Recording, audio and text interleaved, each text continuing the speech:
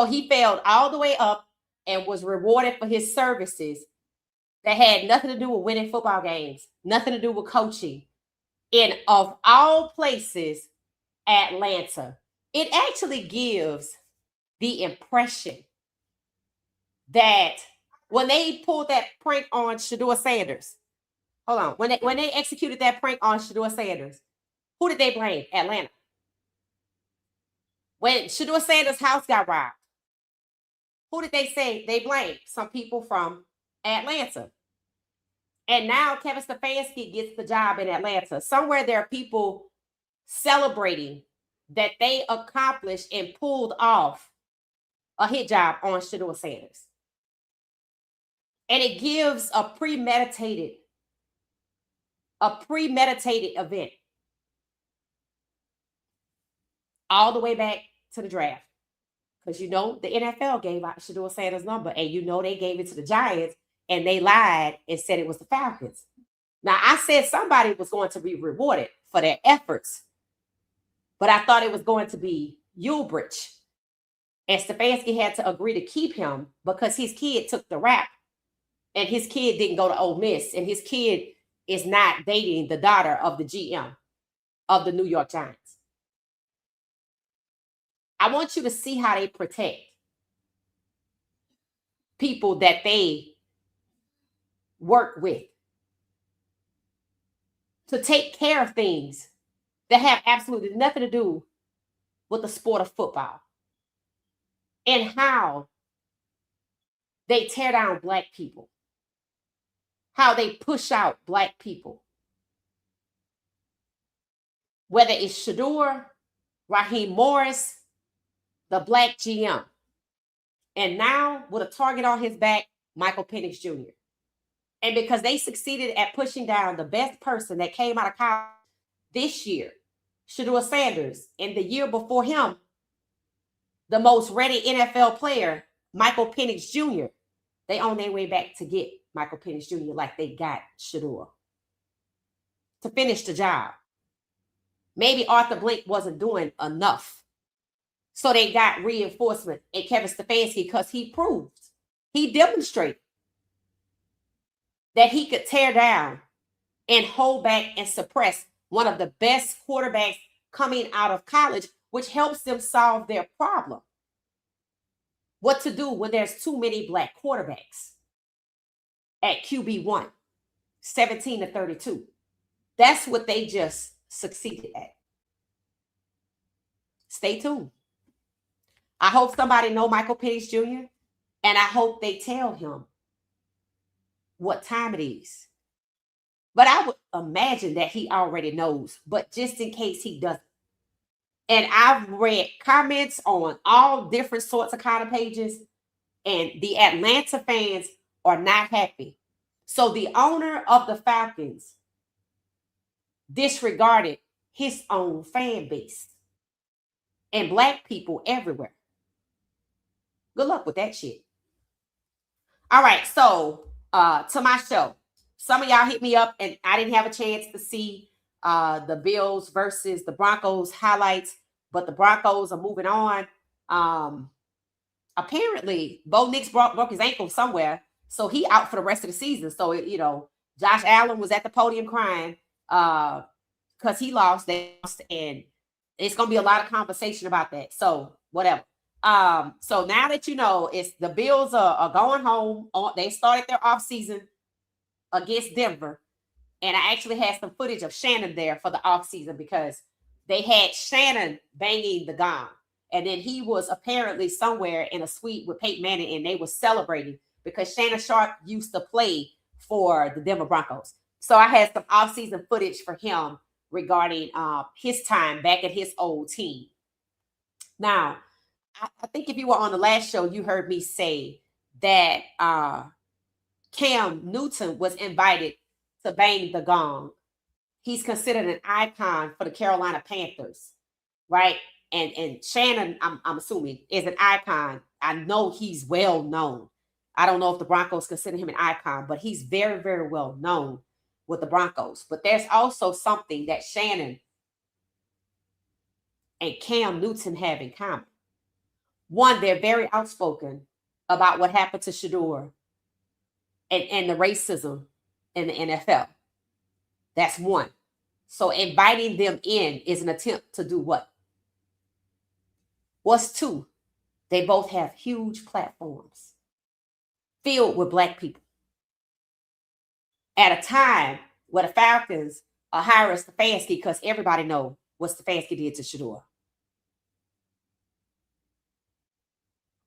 So what does it mean when I bring in two Black cultural icons, relevant in the culture right now, sports podcasting space, people value their opinion, and they're seen being celebrated by the NFL at the same time the NFL is making what could potentially be a disastrous move by bringing Stefanski from Cleveland to Atlanta.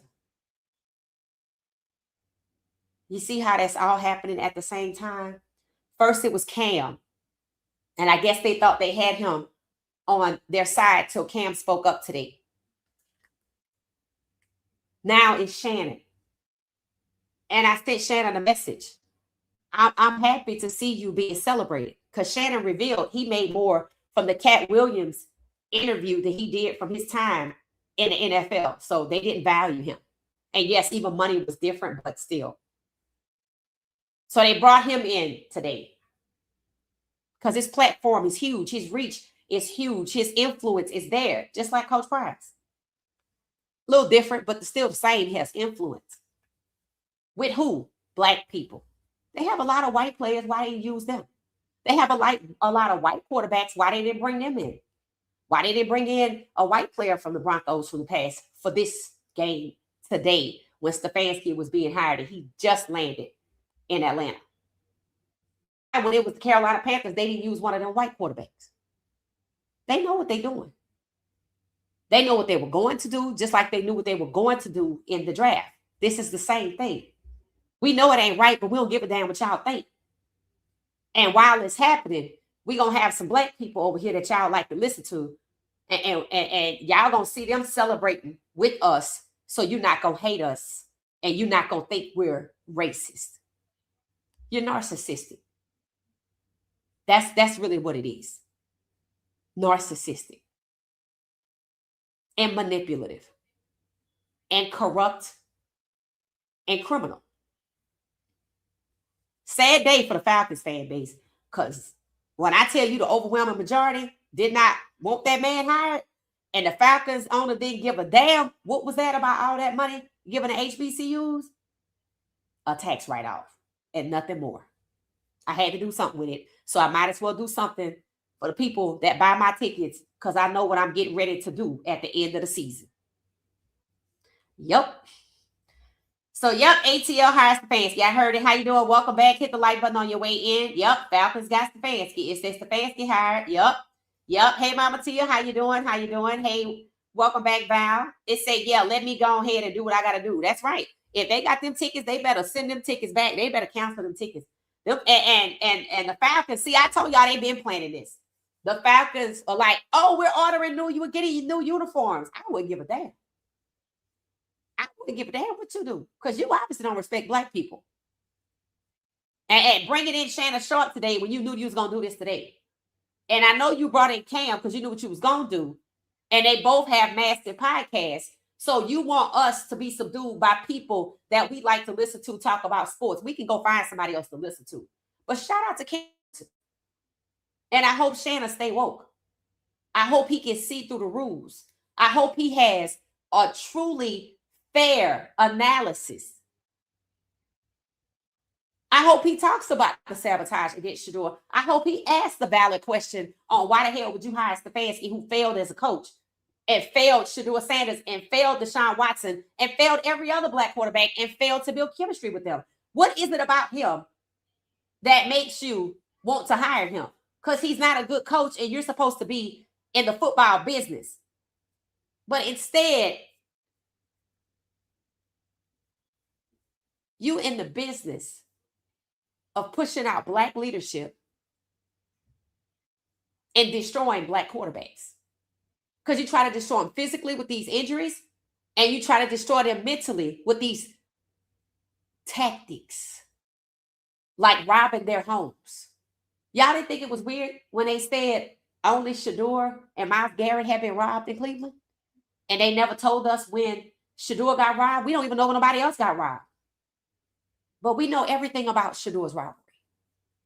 I don't know shit about Myles Garrett. Can't even find it on the internet. Don't even know if it happened. They could just be lying. But why Myles Garrett? They were also the only two to get those speeding tickets. After Myles Garrett said that Shedeur, we gonna need you. So was the robbery retaliation? Maybe somebody should look into it. Good evening, good evening, good evening. Hey, how you doing? Hey, how you doing? It said, Matt, you have Reese too. Yep, Tommy Reese is there, supposed to be going too. And say, hey, everybody, I can't believe the Falcons hired that toxic dude. Right. All he was good at was dividing the locker room, suppressing black quarterbacks, destroying their careers, devaluing them before shipping them off somewhere, setting them up to fail so they can say that they're not good. And then they paired him up with another black quarterback, Michael Penix Jr., who they keep trying to bench. But he's good. I feel sorry for Michael Penix Jr. because they are targeting him, just like they targeted Shedeur. It's a shame how they treat these black people, and shame on the Falcons organization. And I want y'all to know, the Falcons have about 4 black limited partners, all celebrities. Where's their voice? How they feel about this? Why they didn't speak up? Why they not speaking up? How can they just stand by and go along with it? Is it the money?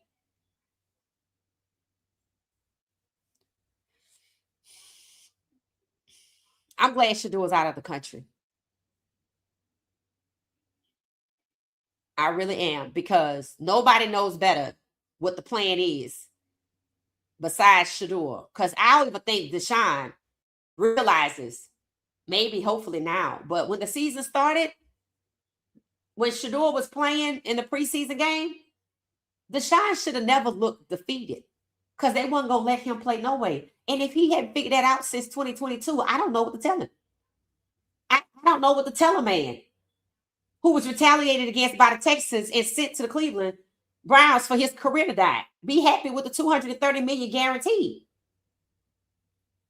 But they don't like you. And that's why they set you up in the first place. Sad day for the Falcons organization. I have this clip of Penix I want to share, because I wish him well. I told y'all why I wasn't a Falcons fan. It was behind Michael Penix Jr. I'm not giving that no attention going forward. This is my trip. Like these on the bench, like spitting like about us, about to go on. We about to be on the field in like a minute and a half. Like defense is on the field. Like it's crazy. It's crazy, bro. Wow. Like that was before I made that. Like before you used me at Cat. That was before that. I need you to put an end to an urban legend, though. Okay. Was he really freestyling 100%. during the game? He was really freestyling in the game. All right, it's the most important moment of the Oregon game. Yeah. I think y'all were down too, right? Yeah, we were down. So who in the hell started the beat? Probably J-Mac, probably Jalen McMillan. He was probably. So really, so Michael Penix Jr. is freestyling. He was freestyling about us going to make the comeback. Like it was crazy. Like he was freestyling about what we were about to go do, and then we went and did it. Like that was crazy that they caught it. Like it was. You talking about? No, bro. He's on the sideline. You talking about somebody started? Yes, and he's on the bench, like spitting, like about us, about to go on. We about to be on the field in like a minute. Like defense is on the field. Like it's crazy. It's crazy, bro. Wow. Like that was before I made that. Like before you used me at Cat. That was before that. I need you to put an end to an urban legend. So, all right. So I thought this was great. This was on the pivot. I remember when this happened with Washington before Michael Penix Jr. left school, and people were like, he's freestyling. And see, a lot of people feel like they can't read Michael Penix Jr. Like we know Cam Ward, right? When they talked about Stefanski going down to Tennessee, people were like, That smoke, you don't want that smoke. You don't want that smoke, right? Um, but people can't read Michael Penix Jr., right? He wears the do-rag all the time. And normally when we see people with a do-rag on, you can kind of feel like, you can kind of figure some things out by the way they dress, how they carry themselves, what they drive. You can figure some things out, but you can't with Michael Penix Jr. because he appears to be quiet, right? But when you look at this and you see how he was on the sidelines, motivated his team, and he can freestyle, right? Um, and he wears do-rag, right? And I saw him at the Hawks game, and he engaged. He's engaged to a black woman. Um, and he said he listens to his fiance. He felt like she's been there, and they're friends. And you know how you have a partner and you trust them, right? When you come home from work and tell them what's going on, and they might share some wonderful insight. And if they do that enough, you're gonna always go to that person. And they tried to use that against Michael Penix Jr. See, he's been a target since he was drafted, just like Shedeur. And now Stefanski is the next head coach who just failed up from $3.5 million to who knows what in Atlanta, one of the blackest cities with one of the blackest fan bases, which is just a total disrespect to the fan base, not just because of what they did to Shedeur, but because the fans didn't want Stefanski because he was a failure as a coach and because of the abusive way Shedeur was treated by Stefanski. And I don't know if the Falcons fan base have made the connection to what's coming their way. And that Michael Penix Jr. is a target, the next target. And black quarterbacks are being targeted, and I just can't support it. I just can't support it. So I wish Michael Penix Jr. well. Like I said, I was happy when they drafted him, but when I saw how they treated him and they chose Kirk Cousins over him for no reason, I saw the play. Just like on draft night, when they called Jackson Dart name, I instantly saw that everything they had done to Shedeur was because they preferred Jackson Dart, who was not better than Shedeur, and they didn't give a damn. And this is the same thing that's been happening to Michael Penix Jr. since he's been in Atlanta. Drafted him as a first round pick, I think number 9. It was like, we don't give a damn. And they would never treat a white quarterback that way. They dehumanize these guys. And they treat them like they're irrelevant.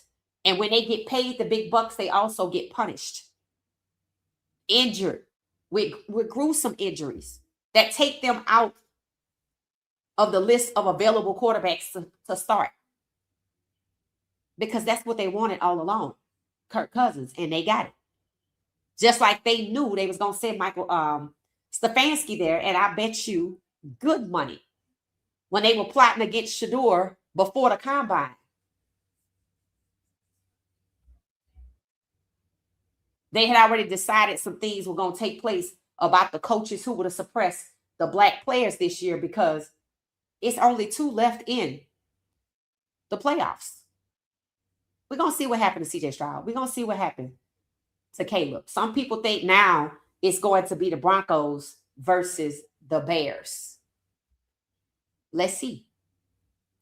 I don't even have interest in watching the Texas game. I already saw what they did to CJ Stroud last time. I said, oh, okay. They're telling you they're not going to let them out. Let's see.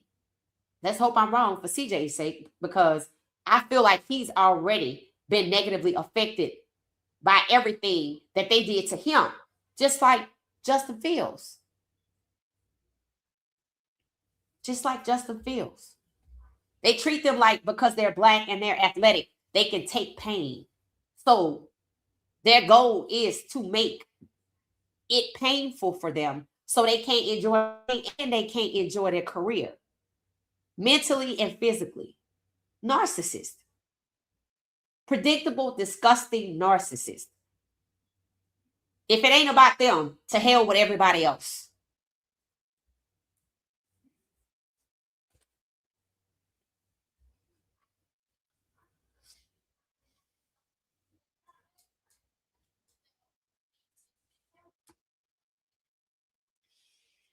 I'm checking to see what y'all are saying. Hey, Clara, how you doing? It said, how Stefanski got hired before Flores. Right, Sharon? Why was he the second coach off the list? How his plane land in Atlanta and he get hired like that? Because it was always the plan. They actually pushed out 2 black guys for Stefanski. Yes, you know, when you show people that you're willing to go to extremes to suppress black quarterbacks, maybe they just makes you very popular. At a time in the league where they don't want no more black quarterbacks, but they pissed because black quarterbacks don't want to come over here. Had the audacity to get mad. That is beyond me. Narcissism. Narcissism. Controlling. Got to be the center of everything, and to hell with everybody that's not. That don't support that. That thinks for themselves. Flores has a lawsuit against the NFL. Yep, it's been out there since 2022. It says Stefanski in the ATL. Yep, and they made that fast. They made that fast. They made that fast. Wasn't Kevin Stefanski father owner of a basketball team? No, he was the GM. He was a GM. It looks like Purdy gonna be in the offseason. He losing too? I honestly, I think once I heard they was trying to hire Stefanski, I was like, I'm out. I'm out. Because that's disrespect to all black people. Just like that race normative bull crap, they just find another way to continuously disrespect all black people and then to target one of the blackest cities, knowing that that's Atlanta's fan base. They don't respect black people. They don't respect their fan base. They didn't even respect the fan base in Cleveland. But you see, Cleveland had to stand up on them.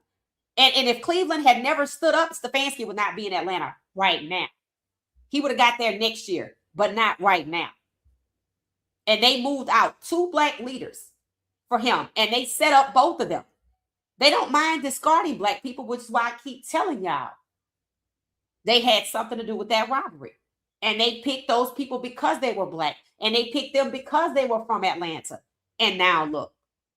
And they were very confident that the people that did the hiring, because the police told you that's what it was, but they couldn't prove it. But they caught 3 individual people in 3 individual traffic stops, which is supposed to be random. Set up. So the Seahawks defeated the 49ers. Okay, that's what they were talking about. Well, just about. It's 7 minutes left, but the score is 41-6. But Brock Purdy was propped up anyway. Let's just be honest. Shedeur down there took him down. Right? Right? And what happened? Myles Garrett suddenly couldn't get 5 sacks or get 4 sacks, or he sacked Lamar Morris. He couldn't sack Brock. He couldn't sack Brock Purdy. That's why Schwartz, who was hired by Stefanski, is likely to be the next head coach in Cleveland. So they look for a certain kind of head coach. They look for people with racist tendencies, who's willing to demonstrate it and be effective at suppressing and destroying physical harm and mental anguish black quarterbacks. That's the job requirement. Don't we see a lot of that in law enforcement? People ask, what is the requirement to be an officer, to not like black people? The same thing is happening. And it's happening in Atlanta. And that's very disturbing. It said he's going to bring Dylan, probably. It said probably. I'm like, them fans better stay home, bro. I'm like, and it's crazy how they already had it planned, because even before they said Stefanski was a front runner, I heard another podcast, the Quarters Reporter, say, I think they're trying to manipulate us because they're telling us they get new uniforms. I'm like, oh, they know how to play y'all like a fiddle. To hell with them. That's what I say.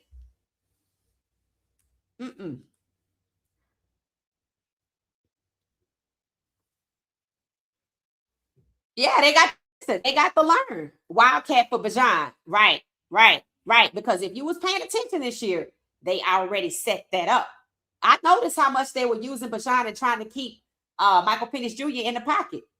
So they got Stefanski because he succeeded at getting Shedeur away from dropping dimes. They let him do it one time. They let him do them raggedy Wildcats, and it's going to come right on to Atlanta.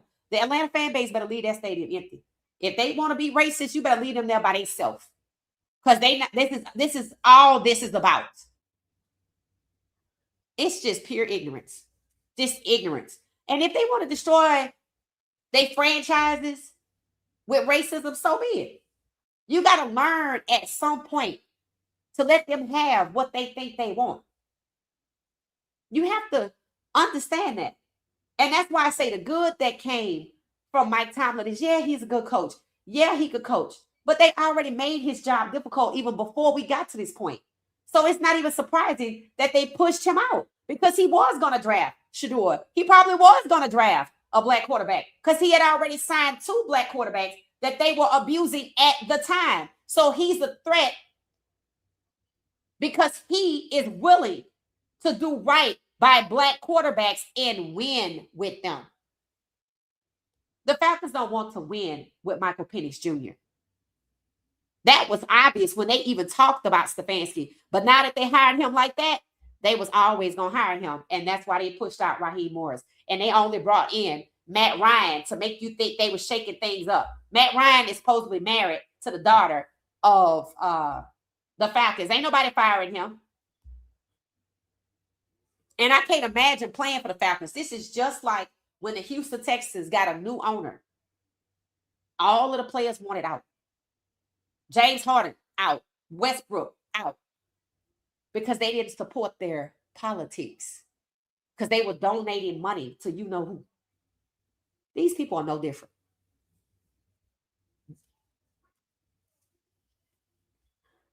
It said, God help Michael Penix Jr. It's just a matter of time before that young man is gone. I'm going to just say it like this.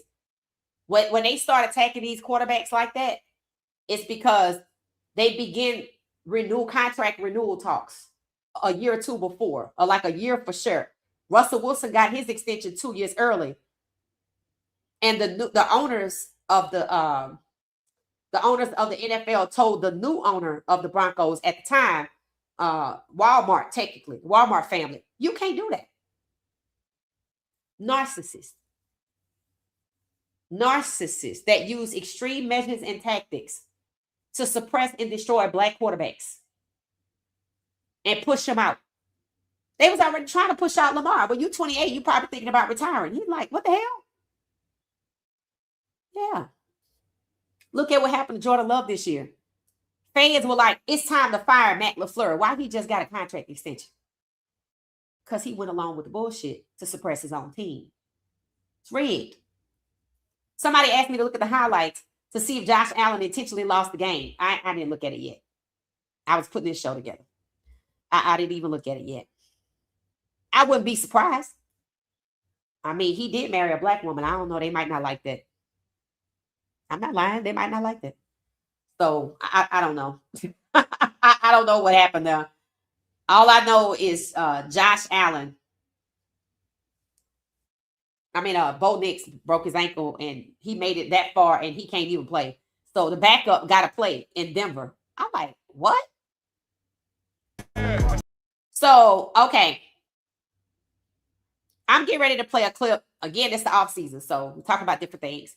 I'm getting ready to play a clip from the guy who played the star in the movie Him. Everybody likes his custom 144 jersey, right? I don't know where it came from, but a lot of people want to get it. It's nice. And I had people hit me up. I didn't know anything about it till I saw it. But this is it. And I think his name Tariq or something like that. Y'all probably have seen this already. That's him right there. Yeah, his name is Tariq. Tariq Withers, rocking a custom Shedeur Sanders 144 jersey. So I guess he had it made because it looked like it said Nike on the side, right? Yeah, I don't know. I didn't know. I didn't see anybody selling these. I mean, I got on a 144. I had on a 144 sweatshirt from Bucky, but this is nice to have. And it looks like maybe you can customize jerseys. That might be what it is. Like Nike, you can customize shoes. So maybe or some NFL fan website or whatever where you be getting the jerseys, they might let you customize jersey, and he customized in 144. So y'all go check it out and go get one because we will forever rock the 144. We will. I need to make something with the 144. I need to design something with the 144. We will forever rock the 144. Why? Because we know he wasn't that. But it tells the story, not of who Shedeur is, but who they are. Who the people are that try to destroy him. Who the people are that sent him to Cleveland or that devalued him in Cleveland and allowed Stefanski to abuse him. And who brought Stefanski over to do the same to Michael Penix Jr. Always remember the 144. I'm waiting on somebody already on the ground deciding they don't want to renew their contract, deciding they're going to retire, because there were quite a few black players that already retired this season. Some of them have been injured and they say, you know what? I like being around my family. I like taking my kids to school. We need more of that. We need less people to be wide-eyed and bushy-tailed about a league that doesn't respect black people. We need to see how the Falcons players are going to act. Somebody going to want to trade. Somebody going to want to quit. Somebody who can renew don't want to come back. That's next. So shout out to Tariq Withers for that. Did anybody see the movie Him? Let me know if anybody saw the movie Him. And let me know what you thought about it, what the message was. I heard that after the movie came out, that there were players that retired. And people felt like that's why Travis got baptized, because he saw it. It was like, oh, Lord. And a lot of people were moving different. Let me know what y'all really think about it if y'all saw it. I didn't see it. And I don't know if it's at theaters anymore. I might have to catch. It looked pretty gory. It looked pretty like gruesome. So I didn't watch it. But I think it was produced or directed by Marlon Wayans. He was trying to tell the sacrifices that the players have to make, including sacrificing themselves. You know how when Diddy was on trial, everybody was talking about all of the sacrifices that people made to try to make it? That's just the nicest way I could put it. Right? That's the type of movie it is. It's supposed to be fiction, but I have a feeling it's a little bit of both. So let me know what y'all think about the movie Him, if y'all saw it, because apparently it proves the extremes of the types of sacrifices you have to make to play in the NFL. And I would think that the movie isn't just about the physicality of keeping up with the sport in your body. It's what you're willing to do to be chosen. Because when you think about it, look at how they abuse people who are good, like Shedeur, who are good, like Michael Penix Jr., who are good, like Cam, and all of them like black women. Don't get lost on that. Don't get lost on Josh Allen, who's married to a black woman. Half black, still black. I told you they go by the one drop rule. That's what people don't understand. Optics, melanin, regardless of where it came from, it's still melanin. And the one drop rule. That's why Tua. Dylan is preferred. Tua is not. Tua was left in place until the GM, who's black, got fired. So they pitted Tua against the GM. And Brian Flores got fired and he had a winning record. So it shows you the draft is not about talent. It shows you that winning isn't the goal, Stefanski. It shows you that pushing out black leadership, hiring and firing with racism as the strategy for choosing who to hire and who to fire is the goal. The draft not about talent. Coaches not about winning, but suppressing and controlling. Narcissism. Narcissistic football league. That's what it is. Narcissistic football league. If you black, not for long. Or so-and-so for life. The people they're going to end up with are going to be people who do not value themselves, who are only about the money. Look at Jerry Jeudy. Look at 68. Look at 72. And earlier we talked about all of the offensive players who were against Shedeur. Look at who got retaliated against, including Wyatt Teller. It didn't matter if you was black or white. If you supported Shedeur, you had to go. Or if they couldn't get rid of you like Myles Garrett, you got suppressed. So that's why Schwartz being a head coach is a bad deal. That's just Stefanski 2.0 because Stefanski hired him. It said, I feel sorry for the Falcons players. Right. It said they know what he did to Shedeur. Right. It said he is taking Reese. He's taking Reese as his offensive coordinator. Thank God. But I feel sorry for the players because they're being asked to choose. They're being asked to choose between their dreams, not just their career, because you can have a career anywhere else. I heard one player, I think it was Dante Moore, say he had been dreaming of playing in the NFL since he was 4. Travis Hunter been playing football since he was 4. And all this way, you've been thinking of playing in this league, and now you find out. And normally, they used to say the players find out what it is when they get in. Now you're seeing from the outside while you still in college. Oh, shit. This ain't what I thought at all. I'm waiting for people already on the ground to depart, to not want to renew, like Huntley never wanted to go back to Cleveland after he was done dirty twice by Stefanski. So you're going to hear all of these people trying to convince you that Stefanski is this guy. That ain't nothing but the media, because the fans are letting it be known. And one thing I noticed, about Atlanta, y'all got to remember Atlanta flipped blue in 2020. Georgia did. And Atlanta, Fulton County is what did it. And it's a lot of white people here too, right? So I don't know how that's going to go over. I can't predict it. I know it ain't right. I know they don't like it. And I know the owners of the Falcons just told their fans to go straight to hell. Just told all black people, we don't give a damn about y'all. Let's see how it goes. Good evening, good evening, good evening, good evening, good evening. It say bye, Josh. Yep, Josh just started his offseason. Josh Allen can't get it done. I bet the same energy. Yeah, where's the same energy they gave to Lamar? And that's facts, right? That's facts. Where is the same energy they gave to Lamar? Lamar can't win the big games.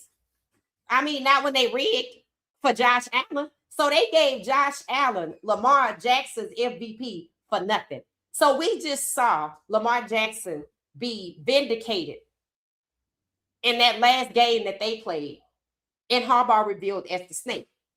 But he failed up, just like Shedeur was vindicated, and Stefanski was already known as the snake, and he failed up. So you see what's happening. Black quarterbacks, by the grace of God, are being vindicated, and the monsters are failing up. So what do? That's why I'm looking for somebody who's already on the ground, waiting to see who's going to say, nah, I'm out. Just like the Houston Rockets players did when they got new ownership and they was like, I can't support this.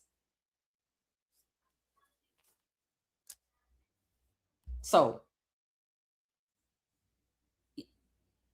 it's a sad day for the Falcons fan base, because once again, you have a loyal fan base, just like in Cleveland, and you don't give a damn what they want, just like in Cleveland. But there was pushback in Cleveland, and there should definitely be pushback, even more so, and it should take nearly as long in Atlanta. In fact, it ought to happen tonight.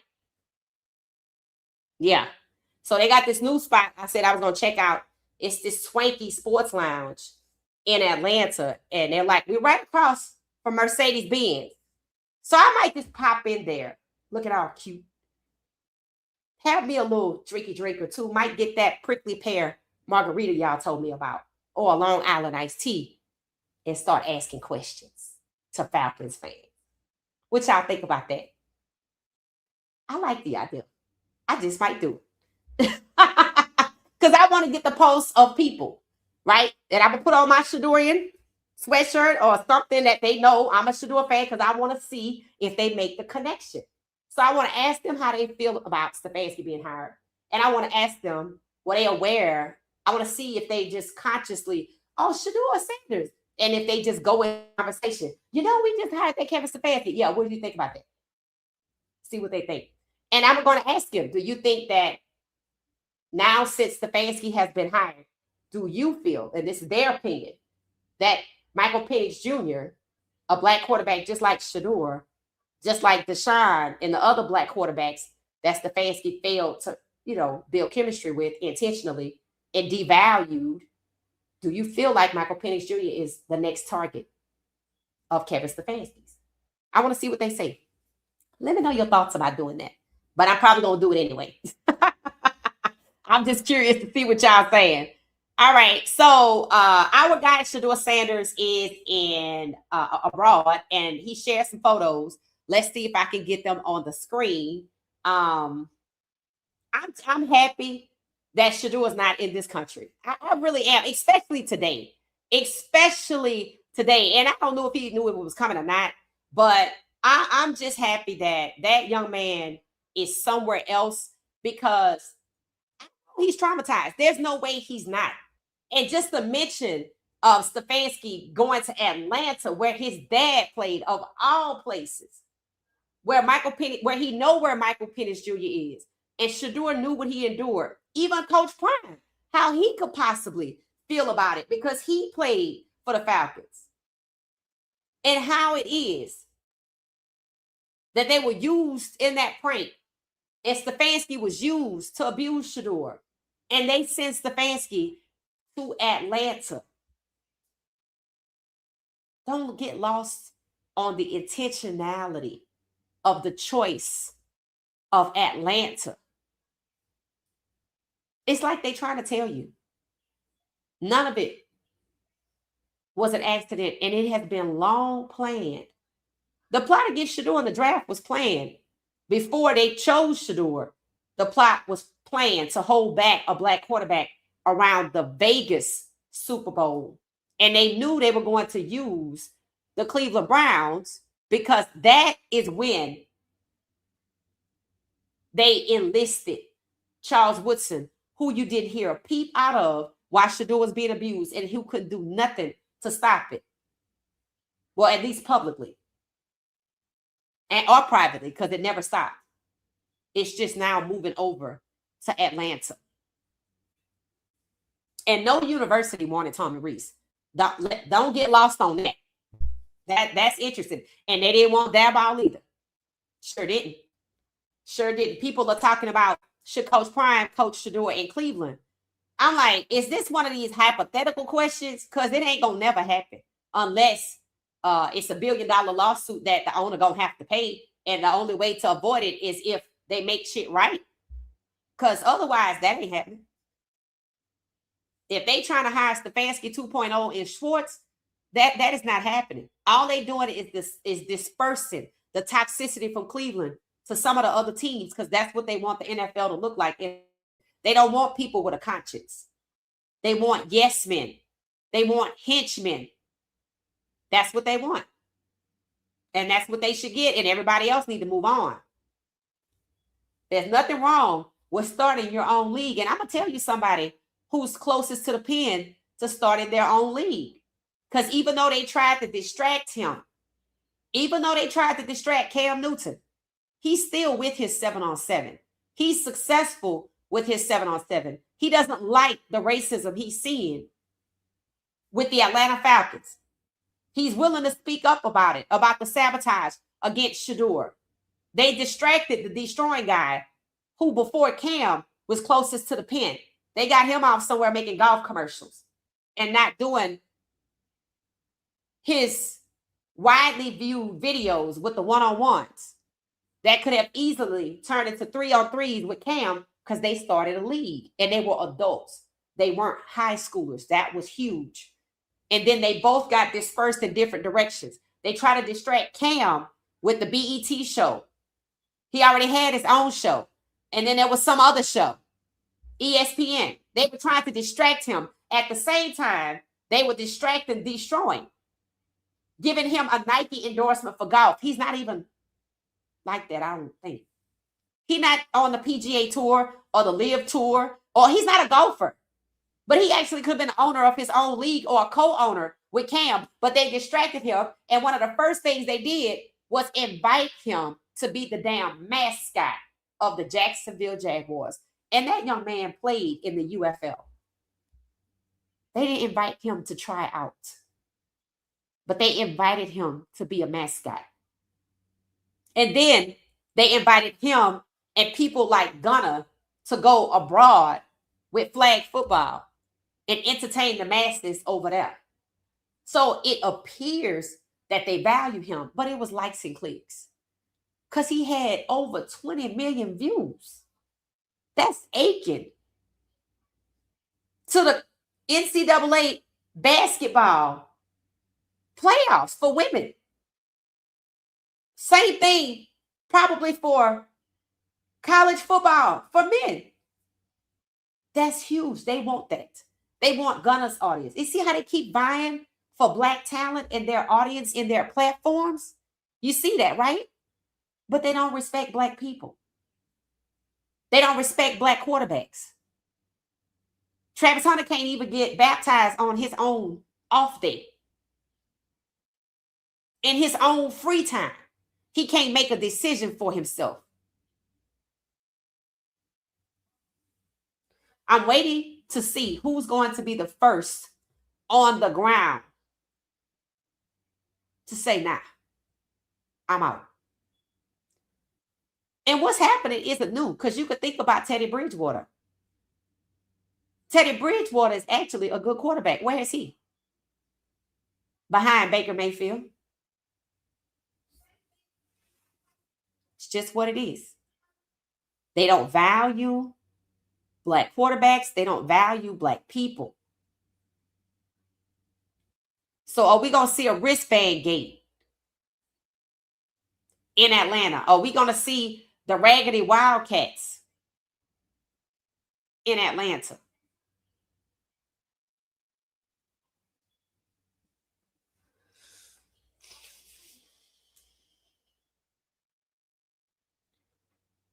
I want you to understand that they scapegoated these people on the screen right here and used Bucky. Kick Shiloh out. Try to destroy Shedeur. And use Bucky. When? When did they use Bucky? Right before Shedeur got robbed. And where was Bucky?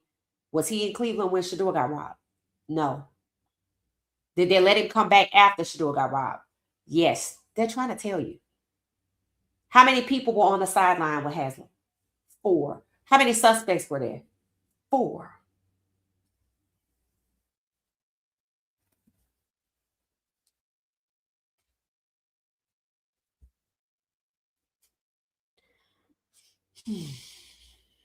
So, the Sanders people are different, right? They're different because earlier today, I said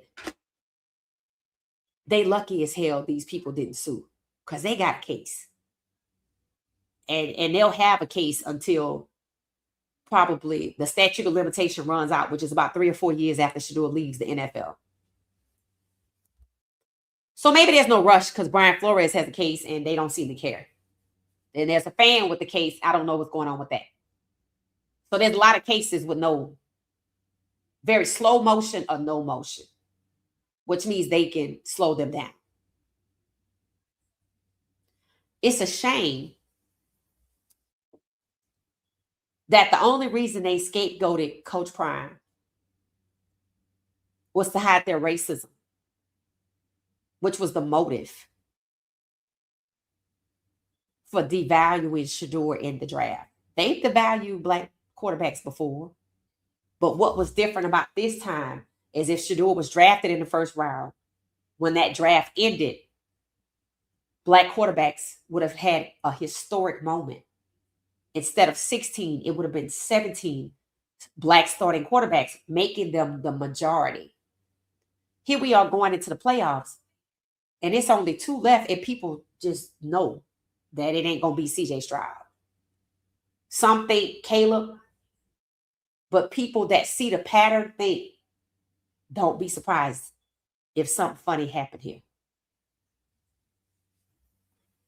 Because just like the goal is to push out Black leadership, and the head coaches, 0 offensive coordinators that are Black, reducing Black GMs, only Black GMs were fired. The goal seems to be to get 2 white quarterbacks back, and that be the trend going forward.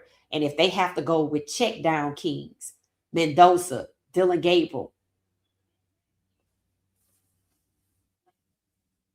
Tyler Shaw, then that's what they're going to do. And that's where there's no more talent in the draft. So I don't even know what the combine exists for. That's just a farce. The combine is irrelevant, especially for quarterbacks. You just picking based off of skin color. You picking based off the lack of melanin. You picking white over Black, so it don't matter. Narcissist. Controlling, tearing down the league, destroying the sport of competitive American football, all to block Black quarterbacks. That's all this is about. That's all this is about. And that's why Black quarterbacks keep being vindicated to show you it wasn't them. And you're not being shown for no reason. You're being shown as fans to do something.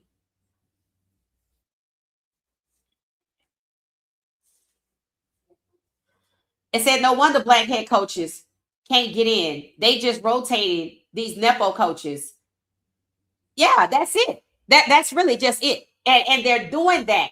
That's kind of like, you know how some people keep their circle tight. They don't let new people in.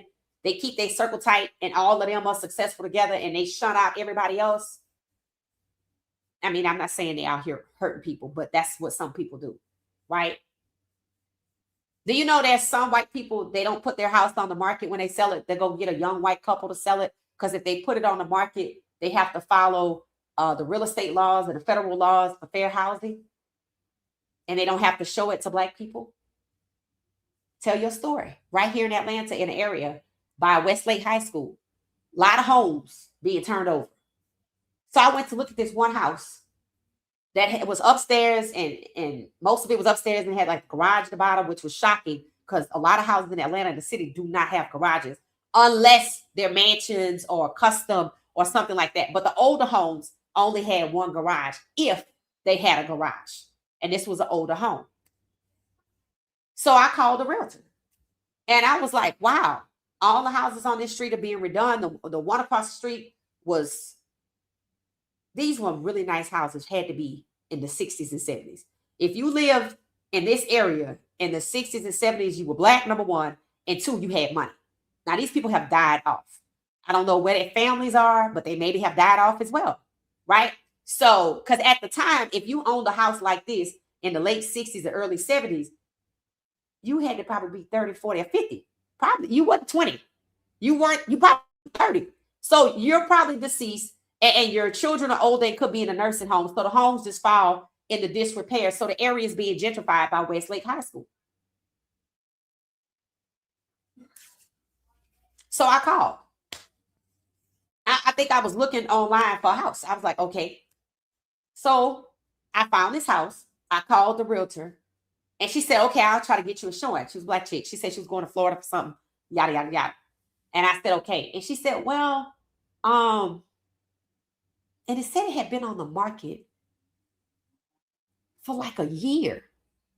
They were blocking.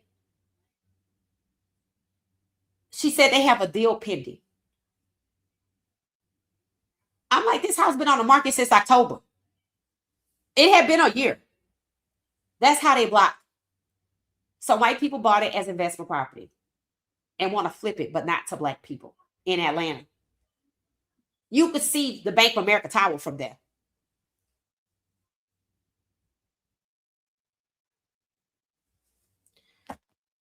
So it happens all the time.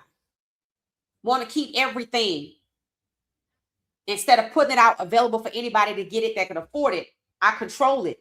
Narcissism. I control it by, saying, hey, telling my friends at the country club, I want to sell my house. Oh, so-and-so's graduated from college. And not only do they buy the house, they finance the house for them. Yep. So even if they can't afford it, they finance the house for them. They make a concerted effort to keep everything between themselves, including the quarterback position. When you understand the narcissism, you understand. What did I say on the last show about that dusty playbook? That they're predictable.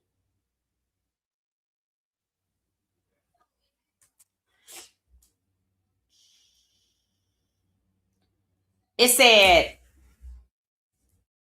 Brian Flores will be the perfect fit. Yeah, Brian Flores. I don't even think they interviewed Brian Flores for the Falcons job. For the Browns and Shedeur, he's a player's coach and a winning agenda in his past with the Dolphins, right? But what this Brian Flores lawsuit says, the NFL is rife with racism. What is the NFL showing you? They're rife with racism. They don't care. Normally, you have to get on the inside to see it. They showing it to you from the outside. They showing you, they're validating Brian Flores' lawsuit, which is basically saying they got that handled. I heard somebody say something interesting about the pendulum. It swung all the way to the right.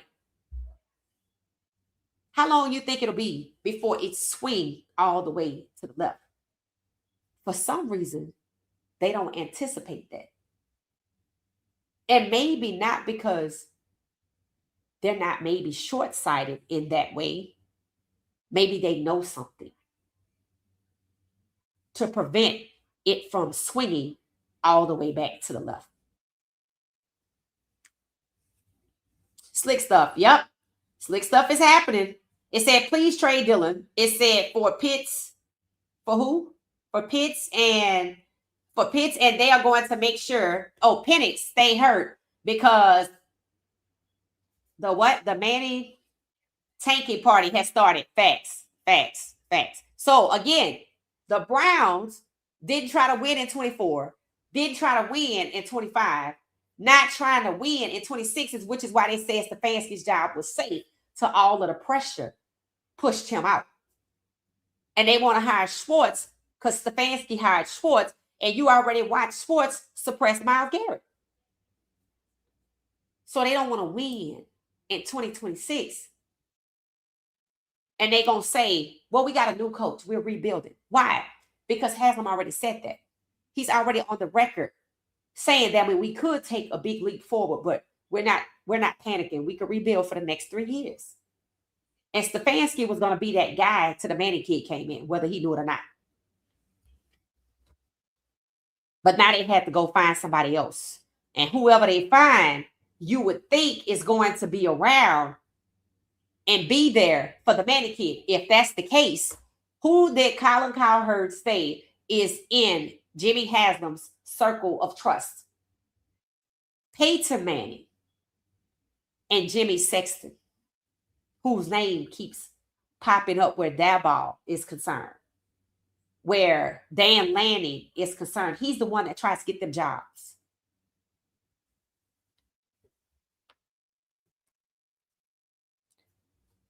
It said, grand evening, everyone. Sad day for the Falcons. Yep, black people wake up. We woke. I don't know if the Falcons fans, they upset. But again, I'm going to have to go out, venture out, maybe put on some lip gloss or something and go ask the questions because I have to get an understanding of how it is that they are feeling. But I might have to be asking in comments first because, see, the season's over.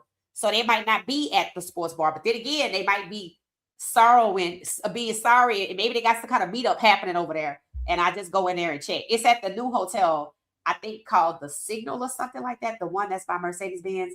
It's like the newest Hilton being built in the modern era with 1,000 rooms or something crazy like that. So that's what that is. I just hate that when it was Lamar, right? They did him the same way they did Shedeur, but they blame Lamar because he didn't want to switch off from a quarterback. Let's see how long before they start that again. Then when it was Shedeur, because there's always something at stake. Lamar can elevate the game. Shedeur can elevate the game. 393 yards times 18 times. Nobody else is doing that. Maybe Dak. I don't know.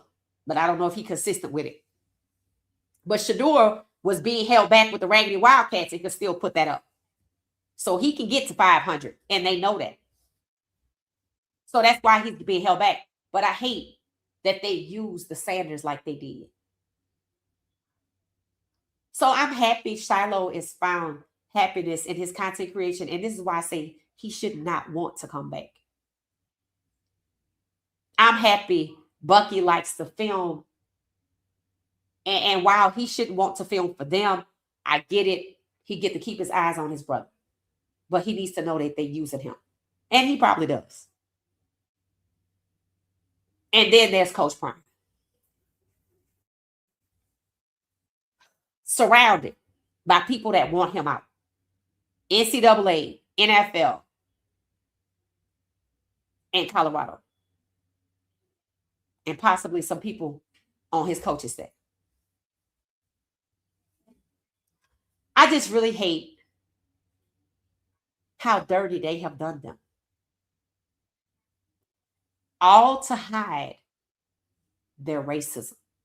All to hide their narcissism.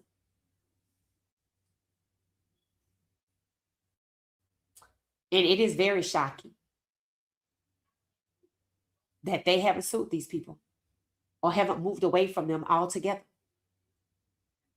But it's hard to give up on your dreams. It's hard not to play a game you've been playing since you was 4 that you wanted to play in a league you wanted to play. And maybe I think this is isolated. Maybe I still think it's about my dad. Maybe I think it's just this damn coach right here.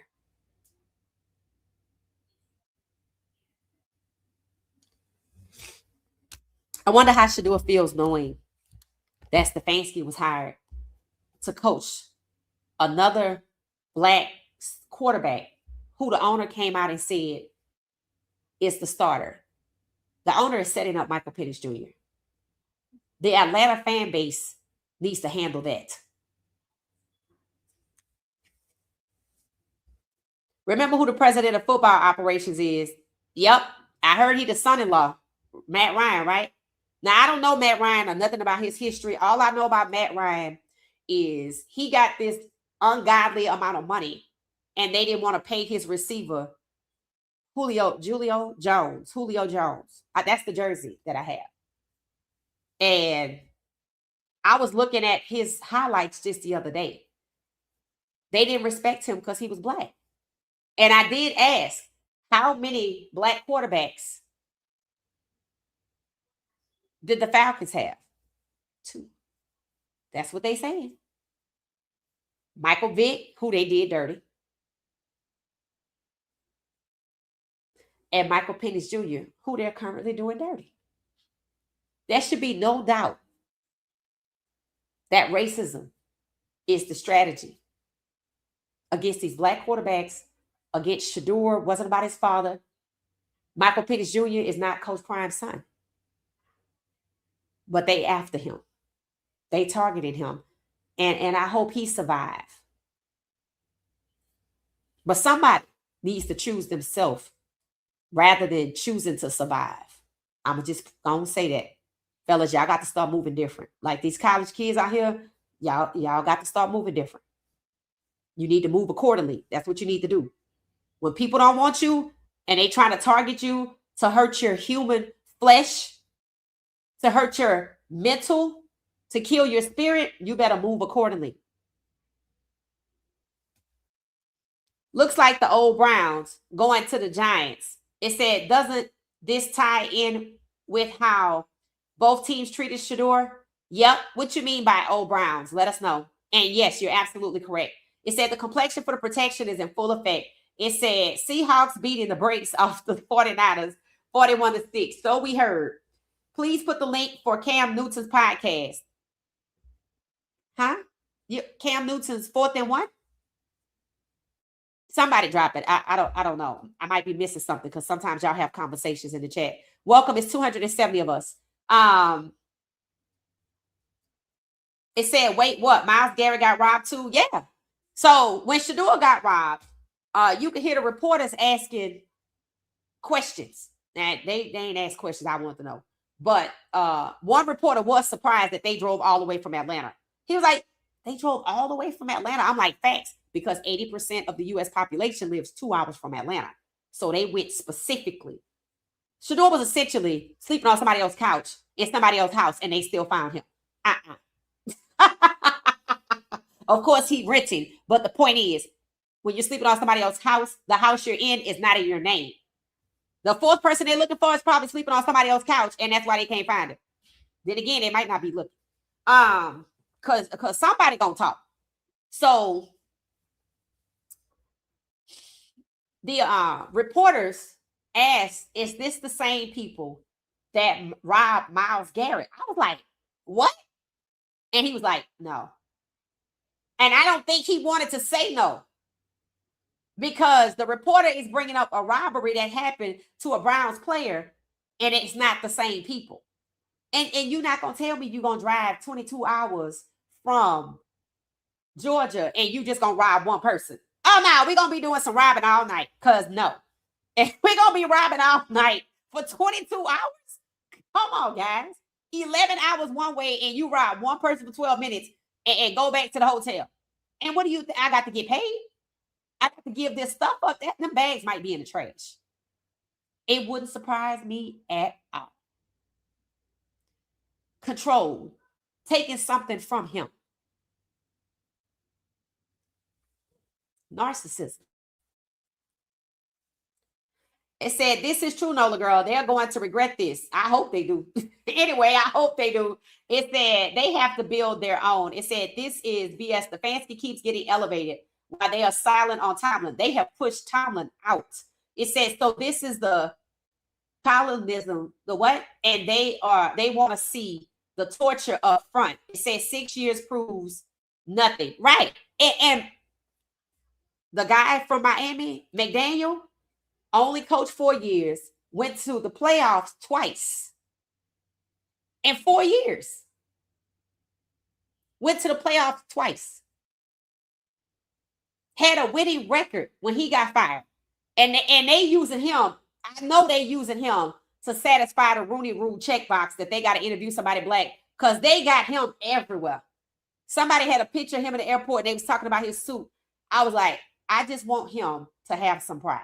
Not about his suit, because he's on the record. Yeah, I'd be happy with being an OC. Bro, you were a coach with a winning record, and they used you and Tua to set up the black GM. Then they got rid of y'all. That's their MO. When you're black, when you're white, you get rewarded.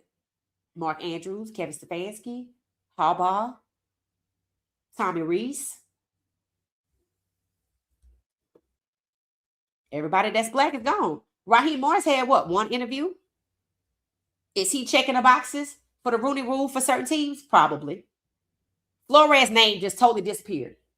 It came out he had 0 head coaching interviews.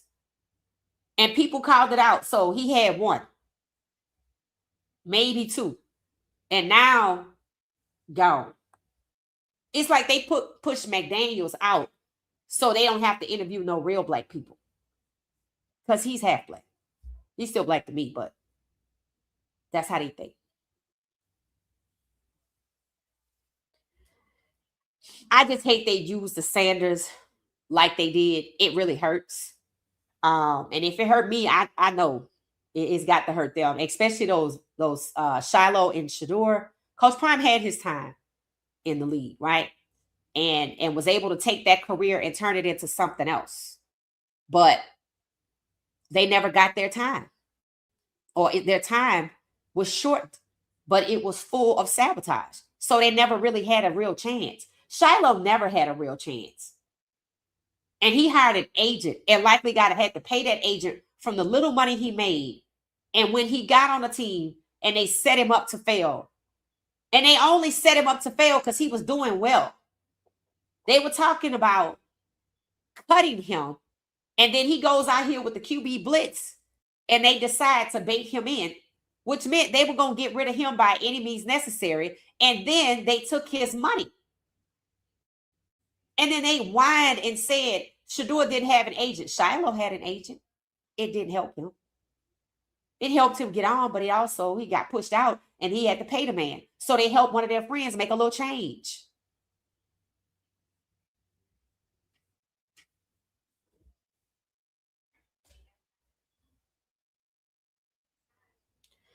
I want to share this with y'all. I saw this before and I'm glad I saw it again so I could keep it for a fitting moment. It's about fitting in. It's about just because you fit somewhere does not mean you belong there. So I want y'all to see this. There's no audio. I think there is. There's a little bit.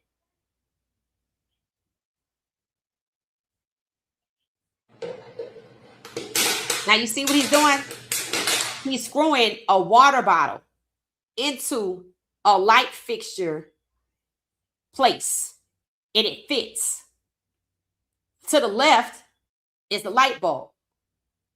To the right should be a light bulb. But instead, he's showing you that a water bottle's neck is the same size as the neck of a light bulb. So it fits. But does it belong? And that's how I feel about Black talent in the NFL, whether it's a coach, a GM, a quarterback, or any other position. Just because you fit and you have the talent to play in the narcissistic football league, do you belong there? They keep telling you don't. Now remember, just because you fit in, it doesn't mean you always belong there. Understand? So when I saw this, I thought it was perfect because it describes what's going on in the NFL perfectly and the questions that these players need to start asking themselves. I'm extremely proud of the players that are going back to school, but it's time for somebody already on the ground who knows exactly what's going on to choose themselves and not choose to be sacrificed. Because that's ultimately what you're choosing. And they'll let you know publicly what it is so that when you come, don't be surprised if they want to leverage you like they did Jerry Jeudy against Shedeur. If they want to leverage you like they did Cam Robinson and KT Levingston because you're Black and we want to bring down another Black quarterback, so we're going to leverage you. You don't belong. They're showing you you don't belong. So basically, they have a sign out that says, enter at your own risk. Tell me I'm lying.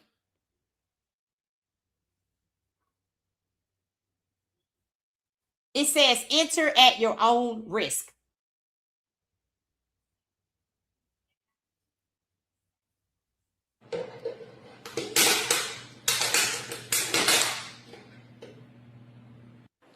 Now remember, just because you fit in, it doesn't mean you always belong there.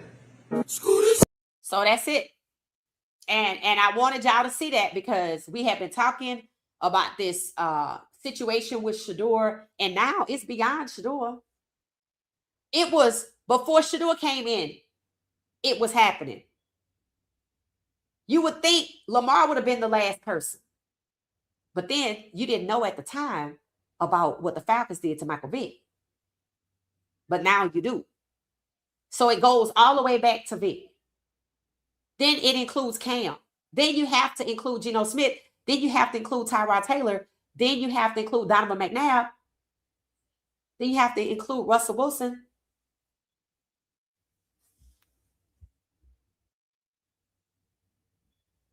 So Shedeur wasn't the first. He won't be the last. And now they have out a sign that says, enter at your own risk. That's the message. They have shown you that they can get away with anything. They have done everything. They chose one of the best from an NFL legacy family. And they typically love DNA, the Hayward brothers, the Kelsey brothers. But they chose the Sanders. And they used them so you could see how they feel about Black people. And they knew it was happening in Cleveland. And they knew it had nothing to do with the draft. And they don't give a damn. And then you watch Shedeur be abused.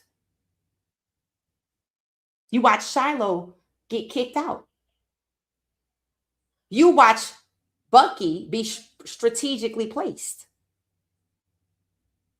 You watch Coach Prime program being torn down by people from the NFL, including Phil Loho, who's Black, like KT Levison, Cam Robinson, and Jerry Jeudy.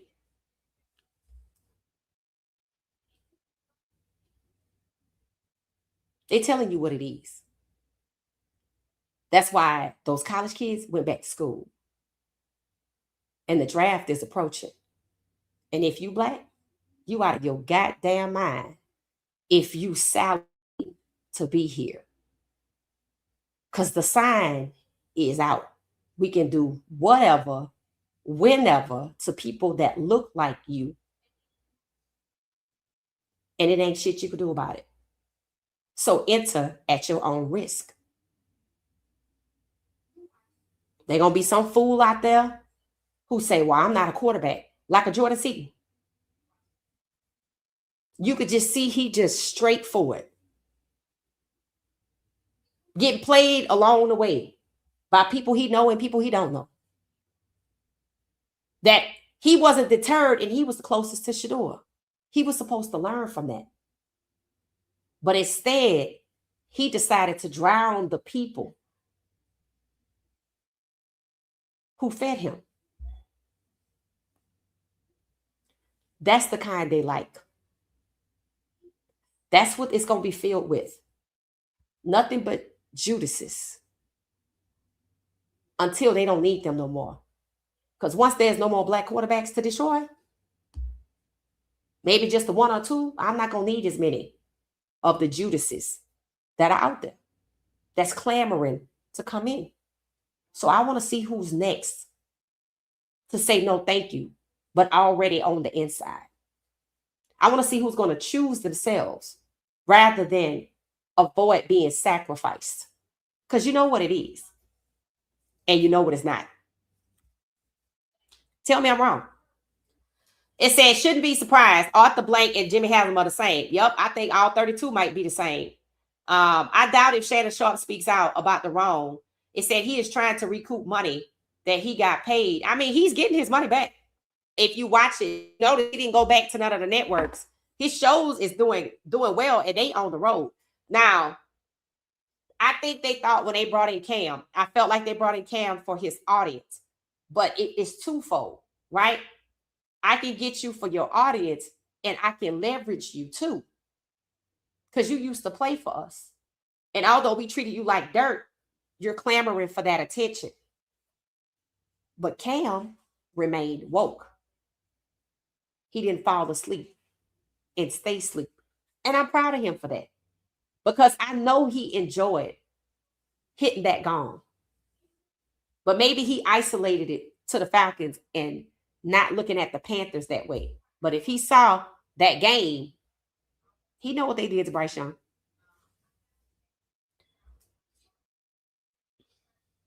Hey fam, how you doing? Just checking in. Hey Jackie, how you doing? It said, got another job paying more money. Get another job paying more money in less than a month. They need to build their own. Right. Because why? It was a setup. When they pushed out Raheem Morris, when the season was still happening, they knew Stefanski was going. They knew Stefanski was going to Atlanta. They knew New York was never going to happen. And they used Harbaugh to block him from that so he could come over here.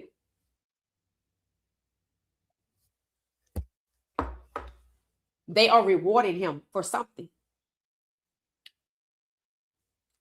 And you should know what it is. It said why they said Kevin is going to Atlanta. Yep, to Atlanta. It said Penix needs to reach out to Shedeur and have a real conversation about what he's been going through. Yeah, I totally agree. And maybe they talking already, but here's the thing. Somebody that knows Shedeur knows Penix. And if it ain't Shedeur and Penix talking, and it should be, I told y'all these black quarterbacks need to be in a group chat. They call it whatever they want, but I say 17 to 32 because this is why it's happening. Because white quarterbacks are no longer the central figure. Even Cam said it. White quarterbacks are becoming a minority. And in one season, they have managed to reverse that. Seemingly, let's see if it goes all the way to the Super Bowl. They will be somewhere celebrating. And they going to look at that, and that's going to be their new playbook. Add to the collection with the other dusty playbooks, and everything that they did will become predictable. This is about them remaining in control.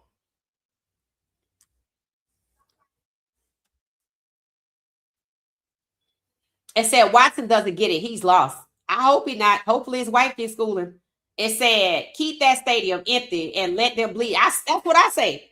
I mean, you have totally disrespected your damn fan base, which is black. And it's like, it's blatant. It's intentional.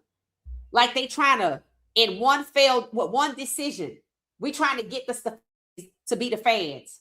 And we want to hell with the black people. Yep.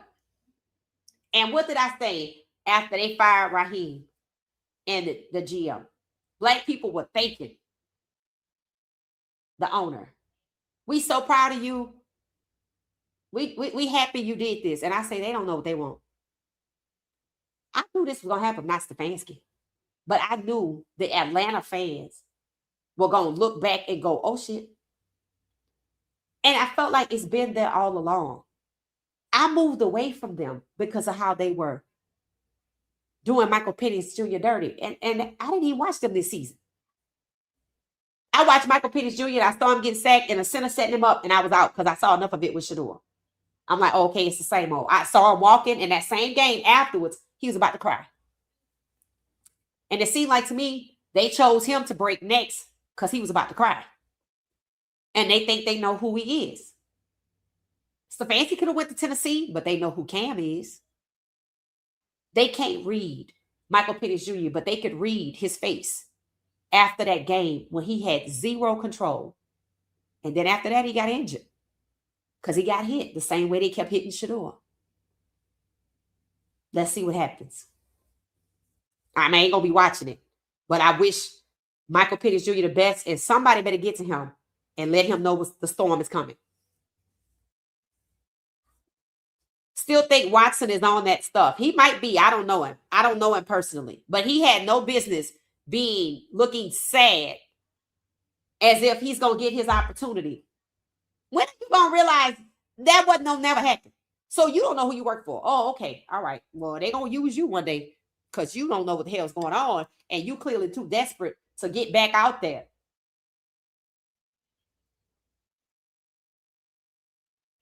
They're doing you a favor if you just want to be honest. Pushing Mike Tomlin away, they did him a favor. Blocking Deshaun Watson, they did him a favor. Holding Shedeur back, they did him a favor. How many times was Cam sacked? 55. They did Shedeur a favor. That wasn't a goal, but that was the outcome. Shedeur was vindicated. Lamar was vindicated. Mel Kiper Jr. posted today, Shedeur checks off all the boxes for a franchise QB. He did that before the draft, right? So here we go, round 2. And wasn't it Mel Kiper Jr. who said the NFL said they didn't want quarterbacks like Shedeur Sanders now before the draft, before the combine? Has he repeated that since? Has he repeated that? Because that could be you hold them accountable with all of that entitled crap that they just made up because they knew before the combine happened. We don't want quarterbacks like Shedeur Sanders now. So is he playing the game like Rizzo? If he's never repeated that again. Oh, so that's what you meant when you said you didn't want quarterbacks like Shedeur Sanders. Oh, so you really didn't like him. Did you hear anything like that? He did a whole episode on that. I still have it. Did you ever hear him say that? But you heard him say it, how disgusting it was. And we all know racism is disgusting.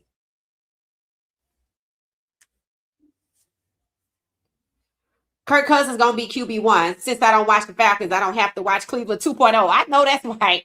I know that's right, Sear. Because I'm not doing it. That's why I said I'm praying for Michael Penix Jr. in my heart.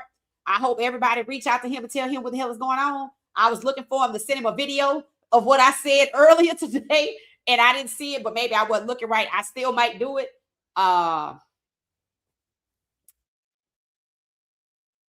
They targeted him. They not even hiding it.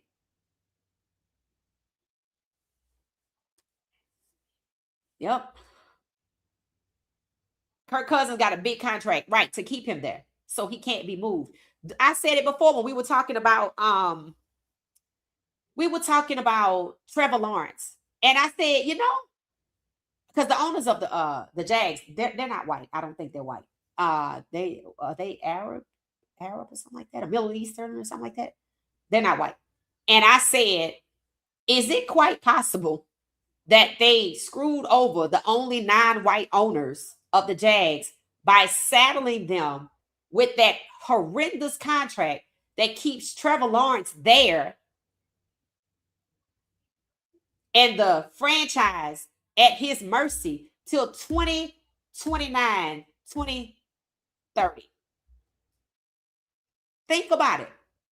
See, sometimes these contracts keep these guys where they are because they're too heavy to move. They can work both ways. And look at how Tennessee was salivating to get back to Will Levis, who had already failed, but he was white, so it was okay. Just like Stefanski's white, so it was okay for him to fail up. Just like Harbaugh's white, it was okay for him to fail and fail up. Same thing. They don't like black quarterbacks. That much should be very obvious to you. And I don't know how people can support that. I said it. When Shedeur gone, I'm gone. And if he come back and say, you know what, screw it, I'm out. I'm out. Because I already can't stand it now, if you just want to be honest. You see what it is. And it's almost like you have to ignore what's happening to people to make sure your guy is okay. When I support all of those black quarterbacks, and that's why. Because I learned the story.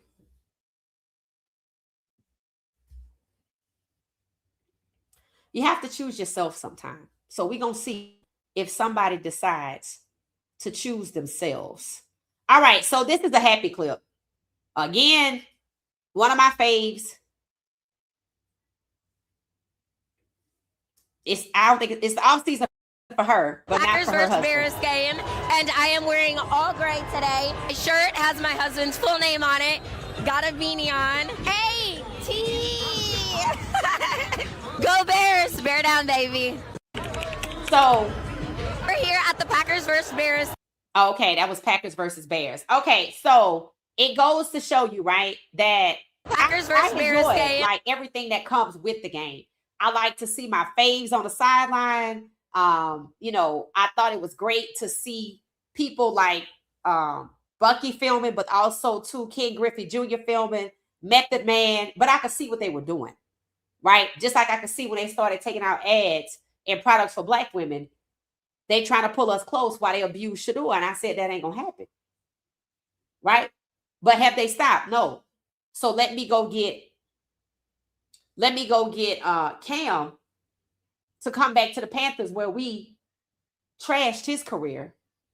Even though he took us to the Super Bowl, he was a victim of Bounty Gate. But we didn't want to win with him. Cam got cheated in that Super Bowl, and I think Peyton Manning was the quarterback. In Denver, of all places. And that's what we're talking about today. And I know Cam probably knows that. But you can see it even when you just watch the replay. He got cheated because they didn't want to win with him, just like they didn't want to win with Brian. They can't stand black quarterbacks. They despise black quarterbacks. So why go get Cam? Because I want to get the black audience. Doesn't Atlanta have a black audience? So if Atlanta have a black audience, why would they disrespect them like that?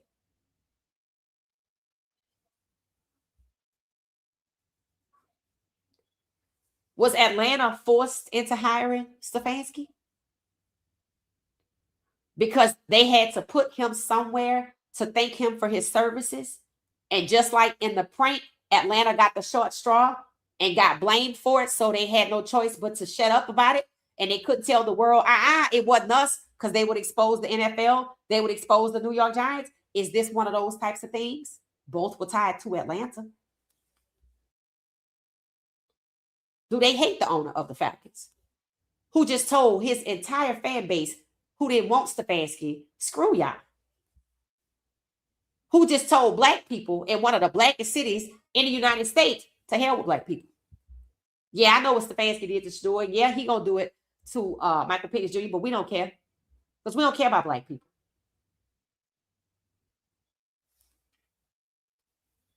Explain it. We're going to see what the Falcons fans do, because they're not happy. I read some comments on the other video from earlier. There was one more. Let me read the last one. There was one more. I didn't read it earlier. I can read it now.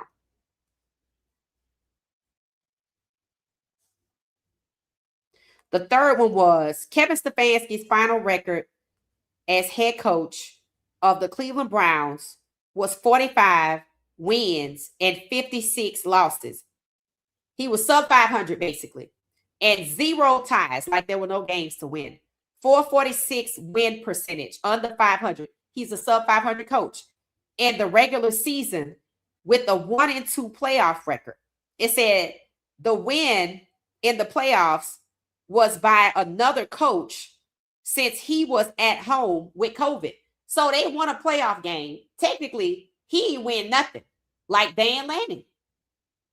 See, they not good coaches, but they're good destroyers of black quarterbacks.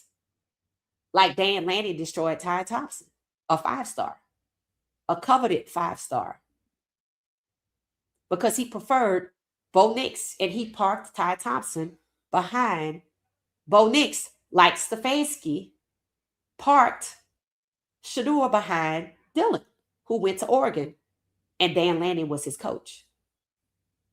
If you were paying attention, Dante Moore had even made up his mind on if he wanted to come back to college, period.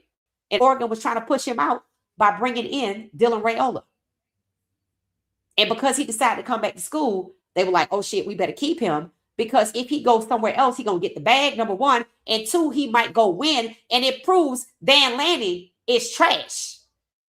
And like Stefanski, he has a job for a different reason.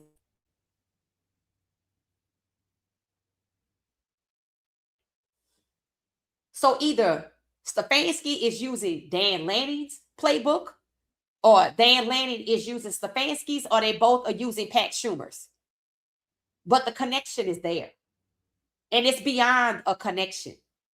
Their actions are the same when it comes to black quarterbacks. The goal is to destroy. Pat Schumer included.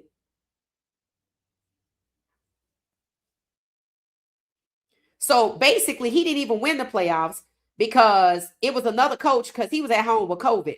He had 13 different quarterbacks. It's a 6-year tenure, technically 2.1 a year. So he did not develop an offense, but he has a great offensive mind. No, he doesn't, just like he doesn't have any credibility. Those are lies. Just like Josh Allen is not an MVP. And they stole Lamar Jackson's 3rd MVP and gave it to Josh Allen. And what happened today? Every time the Bills beat the Ravens, somebody on the Baltimore team had to make mistakes. It was never a fair fight. And the somebody last time was Derrick Henry. Do you know who Derrick Henry is represented by? Jimmy Sexton. When I saw that, I was like, oh shit. So this is where all of this is happening, huh? Because these guys got... What, does he get them a fat guarantee? Well, how does it work? Because he's at the center of all of it. These guys need to start moving accordingly, and they better learn from these college players that went back to school. It said, are they switching up, moving the dumping ground of the draft and destroy from Cleveland to Atlanta? I am not surprised that they are going to keep. I am not surprised that they are going to keep their servant leader. You ask, is it moving or is it spreading? Because it's not moving. And in order to know if it's spreading or moving, pay attention to who Cleveland hires. They just started their second round and Schwartz is first. They never did a second interview with Tommy Reese because they knew that Stefanski was going to get that job. I don't think they want people to know that Raheem Morris and the GM, who was good like Andrew Berry, was pushed out to make room for Stefanski, who playing had probably just touched down and was hired like that. It took longer for Harbaugh to be interviewed, processed, and hired. Yeah. Shame on the Falcons for not giving a damn about their fan base. You think they would learn from the Cleveland Browns last year? Let's see what happens.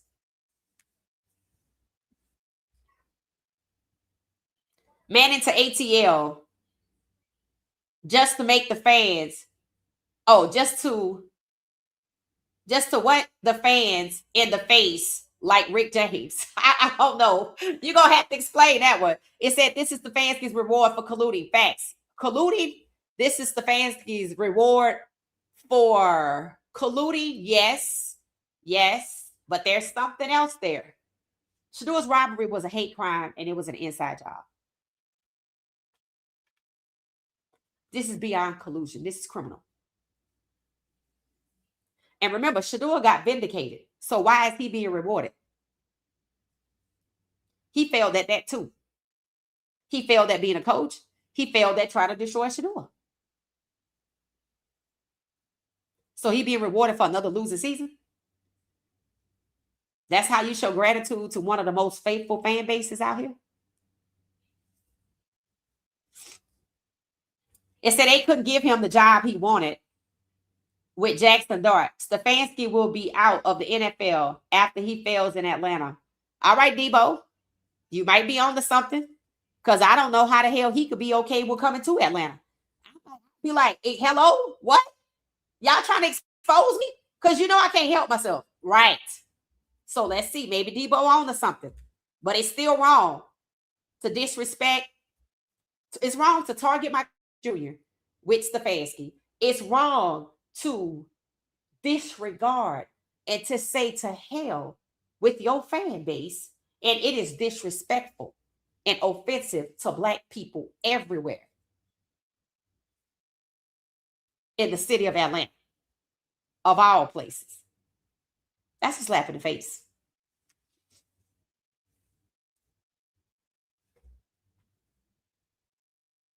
Very sad day for the Atlanta Falcons. That is.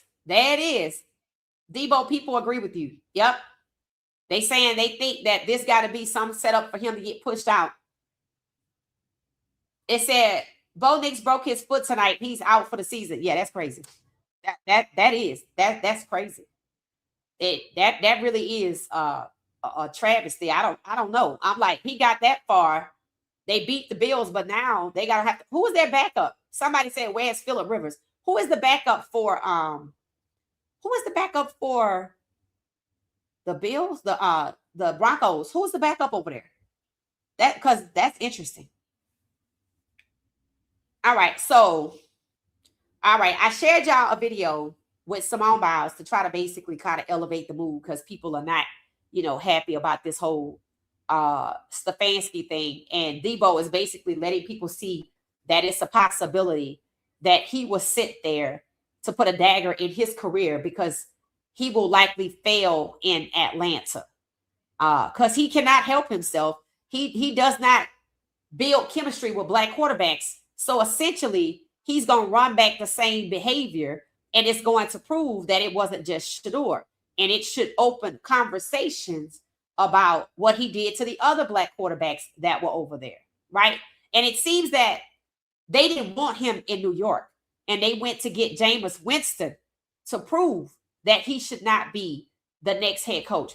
And maybe there was some kind of mulling it over because the president came out and said the next head coach should be, and it's not Kevin Stefanski. He said it should be, no, the next head coach should be, of the Giants should be Harbaugh. That's what he said.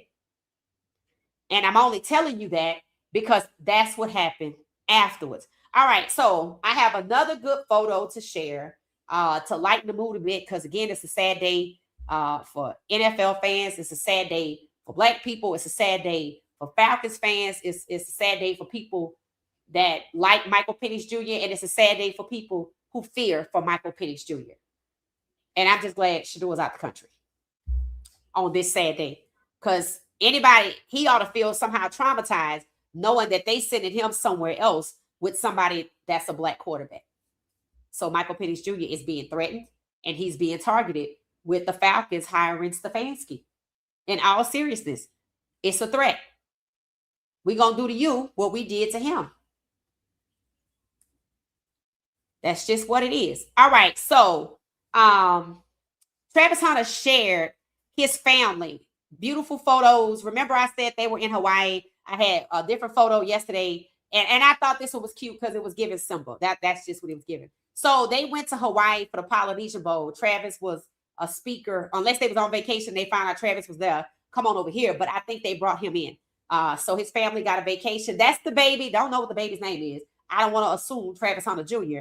But I don't think I've heard it. So that's the baby. And, you know, the three of them seem to be in Hawaii on vacation in the off season. So I wanted to share this because this is my first time seeing the baby. I think it's the second time seeing the baby. He was younger. Now he's getting, you know, a little older. I think he was born like in August. So he's probably what, just 4 or 5 months, maybe? Is he 6 months yet? I don't even know. I don't even think he's 6 months yet. August is 8th month. So 5 months, about 5 months. But then again, I don't know when he was born. I think we found out about it in August. And I think he was at the hospital for a little minute. So I don't know when he was born, but he might be 5 or 6 months. But he's a little cutie pie. That's all I can see. So I wanted to share with y'all. Travis is sharing his family. And he had one photo. It might be this one that said my babies, his wife and his son. And y'all know he loves being a father. And I'm just happy, you know, for Travis and his family. His wife got baptized. Travis got baptized. She got baptized. Probably the baby gonna get baptized. So they trying to grow together, right? You know, we showed him some grace. And I just like seeing the baby, just like I like seeing Snow. So just like we see Snow, as I get pictures of the baby whose name I don't know, I'm going to share it. I'm going to share it because I think it would be great to see when he gets to 1, right? Snow will be 2 if it's August because it's Snow birthday around that time too, August, September, somewhere in there. So I just want to see they're going to end up getting together for somebody's birthday, you know. So I just like that. I think that's special and it lightens the mood. And it changes the tone of the conversation towards joy from sheer disgust. So, okay. All right. So I just wanted to share that. Travis Hunter, Leanna, thank you all for sharing the baby with us. I love it. Keep sharing photos. Keep sharing photos. And if y'all ready, if you haven't done it already, please share his name. I'm like, it's about time. And I know he got one. So I understand the privacy. I get it. I get it. But congratulations to y'all on the off season together. So. And I'm happy Travis could get up and walk around again. So the Jaguars came out and said Travis will be back, mostly playing on both sides, but mostly on corner. And people want to start the debate. If you hired him as a two-way star and he had an incentive in his contract for that, because he did, then that's what he is.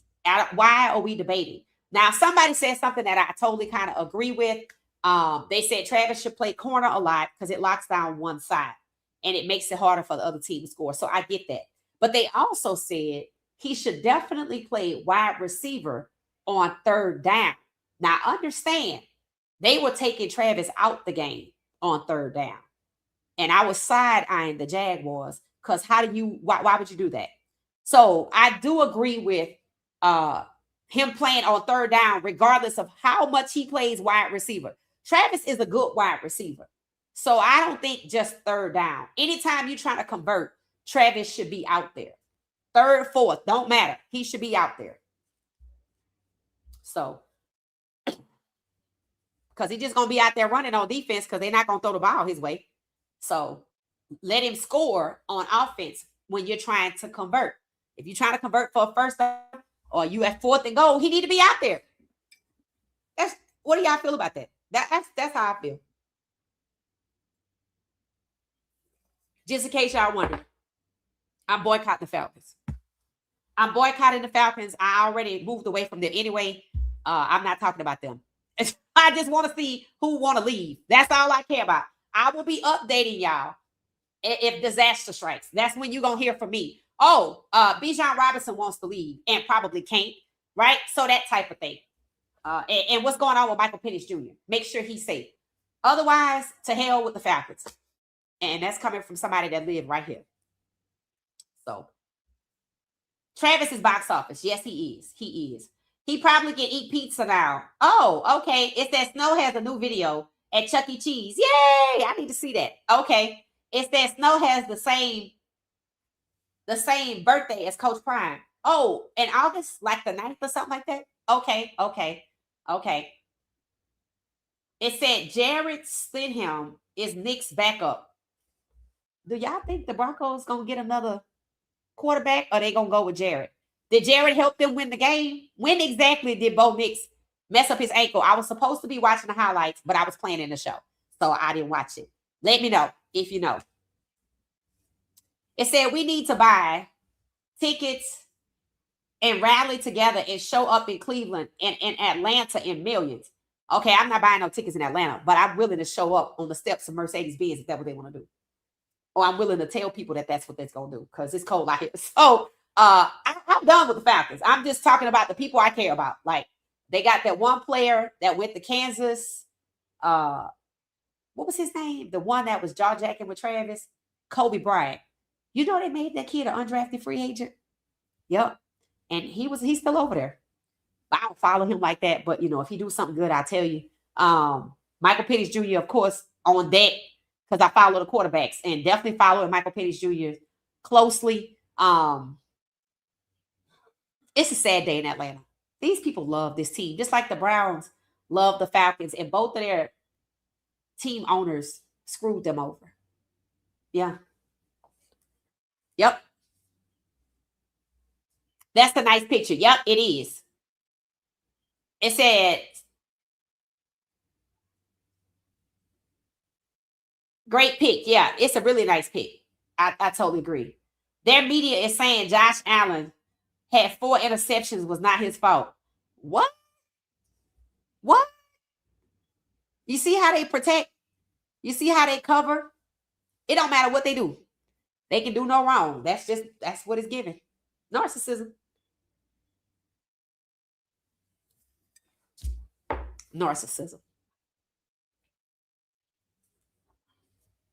NFL should make a bold move and hire Colin Kaepernick to replace Bo Nix.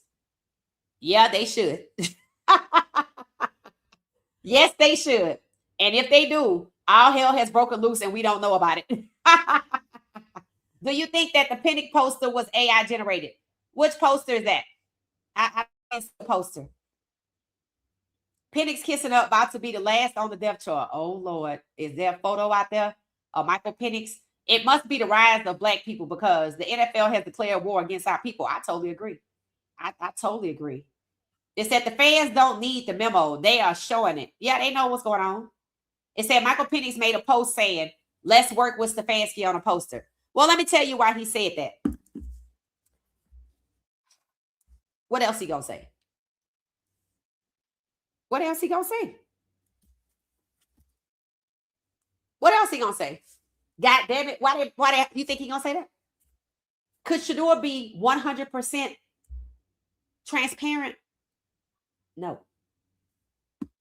Remember the whole sabotage conversation?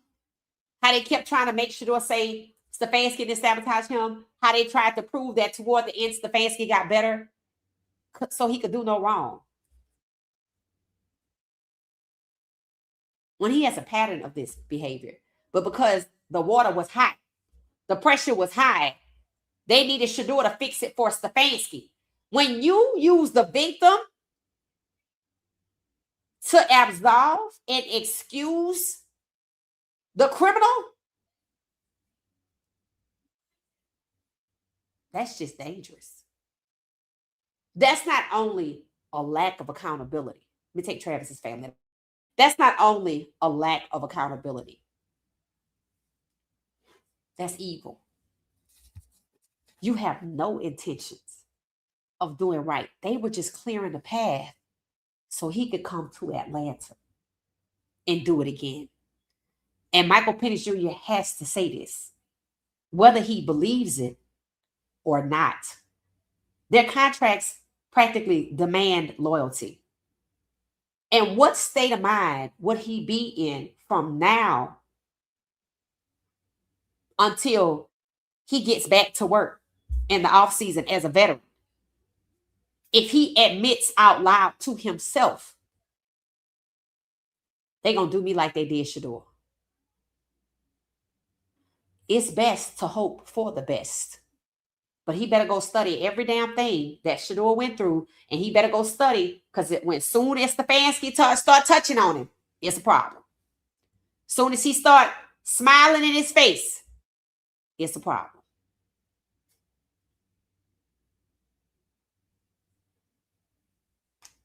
Because understand, Stefanski sabotaged and failed to build chemistry with every black quarterback on his watch. I wonder what Jacoby Brissett think. Was he on Stefanski's roster? Or did he escape to freedom before Stefanski took over? What about Tyrod Taylor and RG3? Did y'all know RG3 has a marketing agency that has clients like Clutch Sports does? So you know how Travis got his Adidas deal when he was with SWAC, the Smack or something like that? The lady that's business partners with Coach Prime? Exactly what her agency does. Represents players and gets them deals in the marketing space, all these endorsements. RG3 has a marketing agency. That's pretty good. That's pretty good. Because they did him hella dirty. And see, they destroyed his football career. And it seems like it destroyed his psyche. Because if he came in whitewashed and they did him like that, well, no point to that, huh?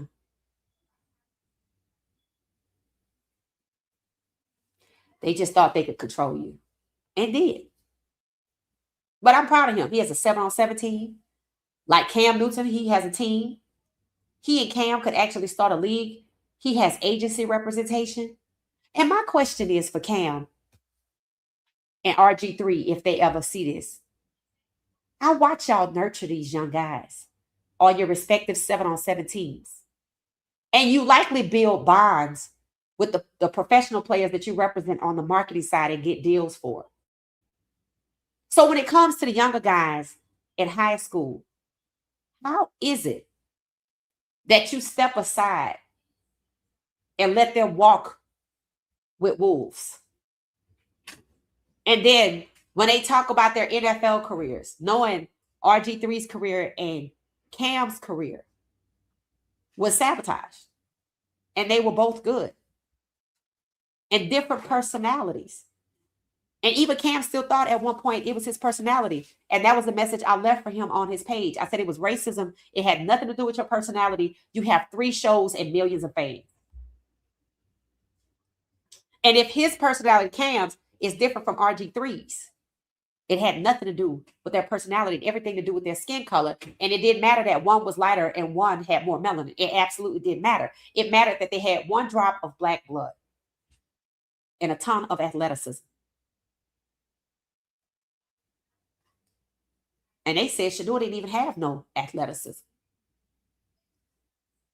And they still did him dirty.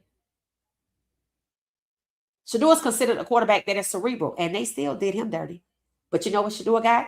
That Cam Newton has? That RG3 has? 1 drop of black blood. That's all it takes.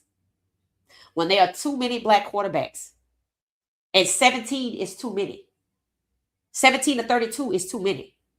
16 is too many because I got to go back and draft some more. 15 is too many. 14 is too many because somebody might get injured. 13 is too many because more than one person going to get injured. 10 might be a fair number.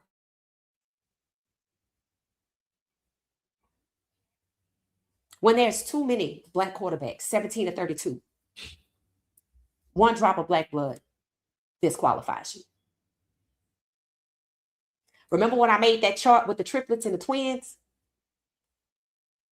You know how many of those triplets were mixed and they still got wiped off the board? What happened to Pat Mahomes this year?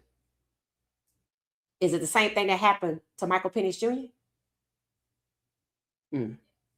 Is it the same thing that happened similar to Deshaun?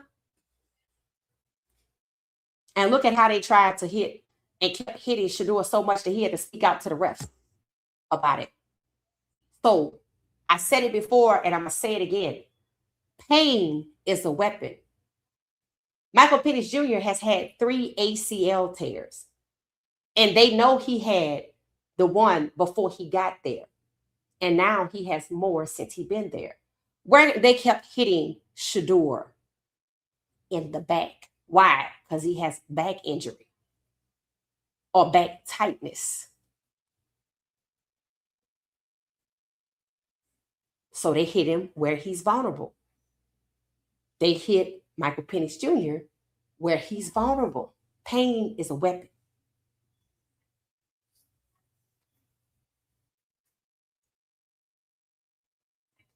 At some point, you have to give people what they want. And when God closed that door, like what happened with Mike Tomlin, they pushed him out. Be grateful. Because if it was already tough, it was just going to get worse. And you're being spared. They say they believe Michael Penix Jr. has uncommon favor.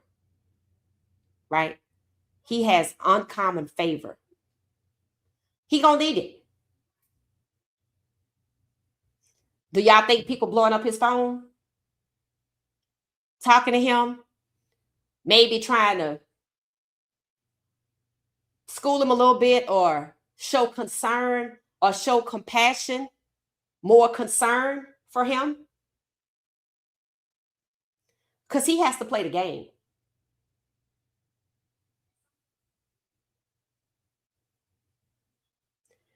He has to play the game with somebody that he knows was put on his path to destroy him in the same manner of the black quarterback that they destroyed before him. And that means he's a target, number one. And two, he's a target for them to disrupt or destroy his career because he's black. So his dreams that he'd been dreaming of football could come to an end at their behest because he's black. And if they can't end it, they can make him unavailable because he's black. That's not easy to deal with. Especially if you've been on the football path as long as most of these guys have. That's not easy to deal with.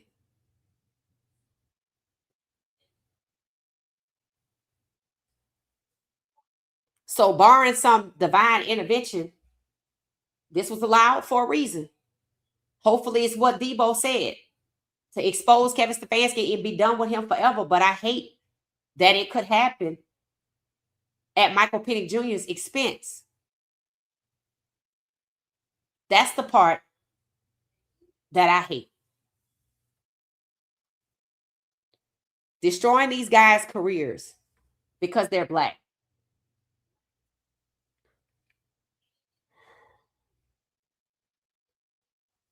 All right, I think I have. Let me see if I have another video. Oh, yes, I do. Hold on one second. Cam and RG3 nurturing these guys. I think I had one of their clips from the games that they're playing. So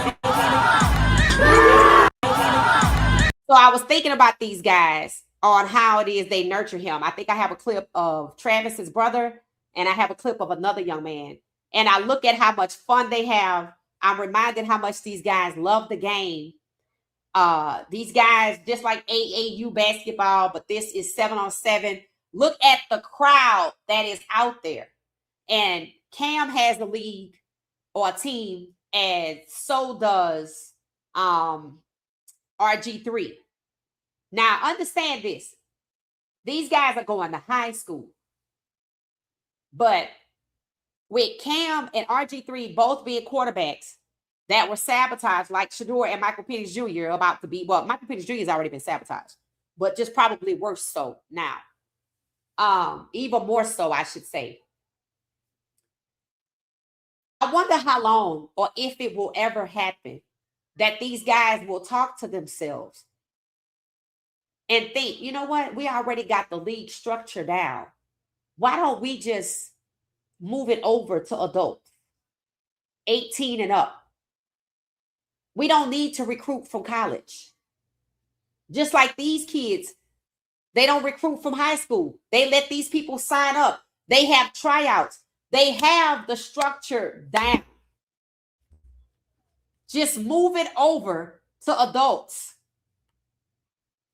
And if anybody has retired from the league, open it up to them. And if anybody went to an HBCU and the league passed them by because they're Black, open it up to them. 18 and up. You have the structure. Both Cam and RG3 have the freedom. They have the platforms to get investors. They don't even have to use their own money. Just open it up to 18 and up. Because by the time that these guys finish high school, do you really want to turn them over to the narcissistic football league, who is going out of its way to destroy Black quarterbacks and force into submission Black players, regardless of position? I wouldn't. That's like being a teacher in high school and you intentionally turning your kids over to gangs. Who the hell would do that? To destroy them. You wouldn't do that. Well, after they finish high school, the only league that's around functions like a game. You get in based on who you know. You have to prove yourself. And you get rewarded for your criminal activity.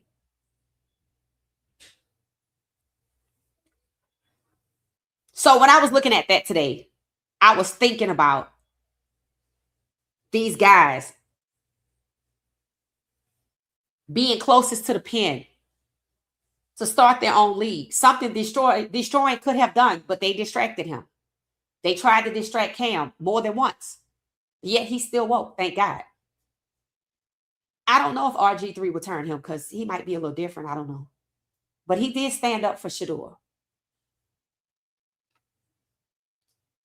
What do y'all think about that? You have the structure. You have the platform. You have the fans. Just add 18 and up and see what happens. That's your league. And they can do it. They can do it for the same reason we said Coach Prime can do it, because they have the platform. They have the followings. It must be the rise of Black people, because the NFL has declared war against our people. It sure has. It sure has. It sure has, guys. Okay, so on the thumbnail, y'all saw Angel Reese. Angel Reese was in London, so she's enjoying herself. Why do I always include Angel Reese? Whether y'all know it or not, when I started this channel, it started with a post with Angel Reese and Shedeur Sanders when they were both in college. And I talked about Emmanuel Acho, how he was beating up on Angel Reese, saying she couldn't cry because she made herself a villain. She did not make herself the villain. She didn't even choose to be the villain. And I talked about how there was a campaign against Shedeur and how there was a campaign against Angel Reese. And they both are enjoying the off season abroad, with Angel Reese being in Berlin and Shedeur being somewhere. And we don't really need to know where neither one of them are. And I don't even think Angel Reese is in Berlin, but they're out of the country. And whether y'all know it or not, Angel Reese could have played for Unrivaled Basketball, but she said no. And people were sad because they would miss her. But when you see her enjoying her freedom, enjoying her family, enjoying the things that she loves, I get it. Angel Reese has done a lot for basketball. And basketball hasn't loved Angel Reese back. Am I lying? So she's right to go and take her free time.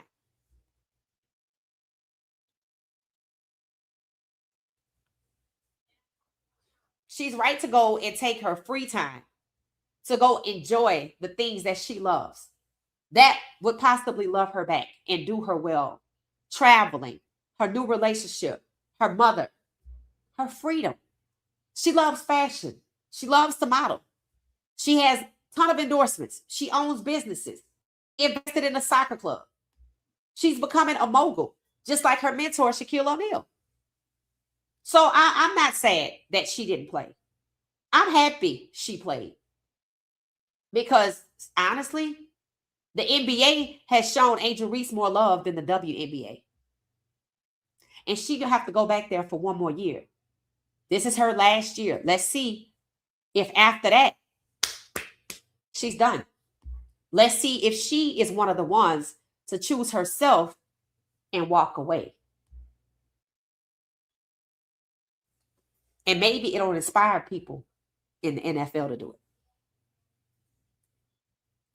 So while RG3's career was destroyed, Cam Newton's career was destroyed. Right? Cam Newton has a legacy. I don't know much about RG3 careers, but they both have transformed into entrepreneurs that are still close to the sport at different levels. And they can start their own league. 18 and up. You already got the structure and everything else you need. So shout out to Angel Reese. All right. So I don't know if y'all know, and I'm going to close out with Shedeur. I don't know if y'all know that Shedeur went to a soccer match abroad. And I think it was with Arsenal, the one soccer club that I follow, which I think I followed them because it's one of the most popular soccer clubs. So he went to a match and he had a jersey with his last name, Sanders, on the back. And I'm sure, remember, I think the Browns went to London. I think Shedeur went, right? Shedeur went when they went to London. So maybe he liked it so much that he went back and he posted photos. At first, I didn't know where they were. And I didn't want to know specifically where he was, but I couldn't tell if it was in the country because it looked a little different. Turns out he is abroad, vacationing, taking in soccer matches. Shedeur himself may be one of the ones to invest in a soccer club, like several of the athletes, like Juju, is it Watkins? Juju from UCLA. She invested in a soccer club. Angel Reese invested in a soccer club. Even the singer Tim's invested in a soccer club. So maybe, that's something that Shedeur is considering. And it might be, that he has aspirations of becoming a mini mogul himself. Now, I don't know if he owns any businesses outside of his own brand, but what I do know is he has a lot of endorsements. So, maybe he'll be in that space for a while, right? But I'm just happy to see Shedeur out the country. That's really it. I'm happy to see him just go somewhere else, because why? Out of sight, out of mind, right? Out of Cleveland, away from the trauma. out of the U.S., different scenery, further away from the trauma. It's not even on your mind. And he will have to heal, right? We saw him doing a bit of modeling, right? And this is one of the pictures that he posted. So he was just looked like he was riding around or being driven, basically, being driven around, and he could take photos, right? So I thought this was nice. I don't know exactly what I'm looking at, but I was like, I didn't know, because he started that 2legendary_ channel on TikTok to show his off-season workouts. So I didn't know if I was looking at a football field, a soccer field, or somebody's house. I couldn't tell what I was looking at. So it looks like he's just over there and he's, sightseeing and maybe touring, and maybe he's working out too, right? I'm just happy the young man is out of the country, away from it all. New experiences, new environments, and they probably showed him love over there too, right? And he needs that. Like I said, Simone Biles, all the love she gets, she deserves. Angel Reese, all the love she gets, she deserves. And y'all know why. And Shedeur Sanders, all the love he gets, he deserves. So I love this for them in the off season, including Simone Biles. Her husband is in season for Chicago. She is in the off season. So let me know how y'all feel about the off season segment. Yes, I know we talked about the Falcons, right? And the horrible move that they made to hire Kevin Stefanski, and how that could negatively and will likely negatively impact Michael Penix Jr. It just seems that he's the target. And we just hope, we just hope that he could survive whatever the hell they finna throw his way, right? And I would think you'd have to be crazy out of your mind to do the same thing to Michael Penix Jr. that you did to Shedeur, but since you got away with it, I'm pretty sure that's the plan. All right, so this right here is the jersey that they had for Sanders at the soccer match. He has on his legendary brand, which Shedeur starting the 2legendary_ IG social media, TikTok. He's promoting his brand. And when he got to the NFL, they didn't really care for that, right? They were talking about he already has his own brand. He wouldn't be focused. I mean, they were saying anything, right? But to see he was not deterred away from having his own brand, from traveling and new experiences. He not just at home crying in the dark in the off season. Justin Fields said that actually happened to him. He said he was actually in the closet crying because it's that hard, and he want people to see. So I'm happy Shedeur is out of the country, getting away from it all. And I'm happy to see that he is abroad and that he is moving forward with his brand. And he started a whole new social media dedicated to it. So go follow it if you on IG. It's 2legendary, I think, _ on TikTok, 2legendary_. He said he's going to be posting his workouts there. So if this photo was some kind of field where he can work out, maybe he's going to work out in London. I like that. Let me know your thoughts. What you think about Shedeur maybe working out in London in the off season rather than the United States. Okay, and I'm going to close with that. All right, so thank y'all. I hope you enjoyed the off season. I'll be back with it again. Look for it again. We don't know who we'll be covering. We'll just see. We're going to always be covering Shedeur because we are Shedeurians. So it's going to always involve Shedeur. But in the off season, we open it up and we talk about others, in other sports. Like shout out to Coco Gauff, who's getting ready for the Australian Open. So you'll be hearing me talk about her. I saw Raj Karuth post his car. So I think they might be in the off season too. So you might be talking about that. And it's a bunch of cheerleader content I post on IG on my social media because they out here doing wonderful things. So that's a sport. We'll be talking about that as well. So I'll see y'all later. Thanks for watching What She Said Sports. Have a good evening. I'll be back tomorrow. Enjoy.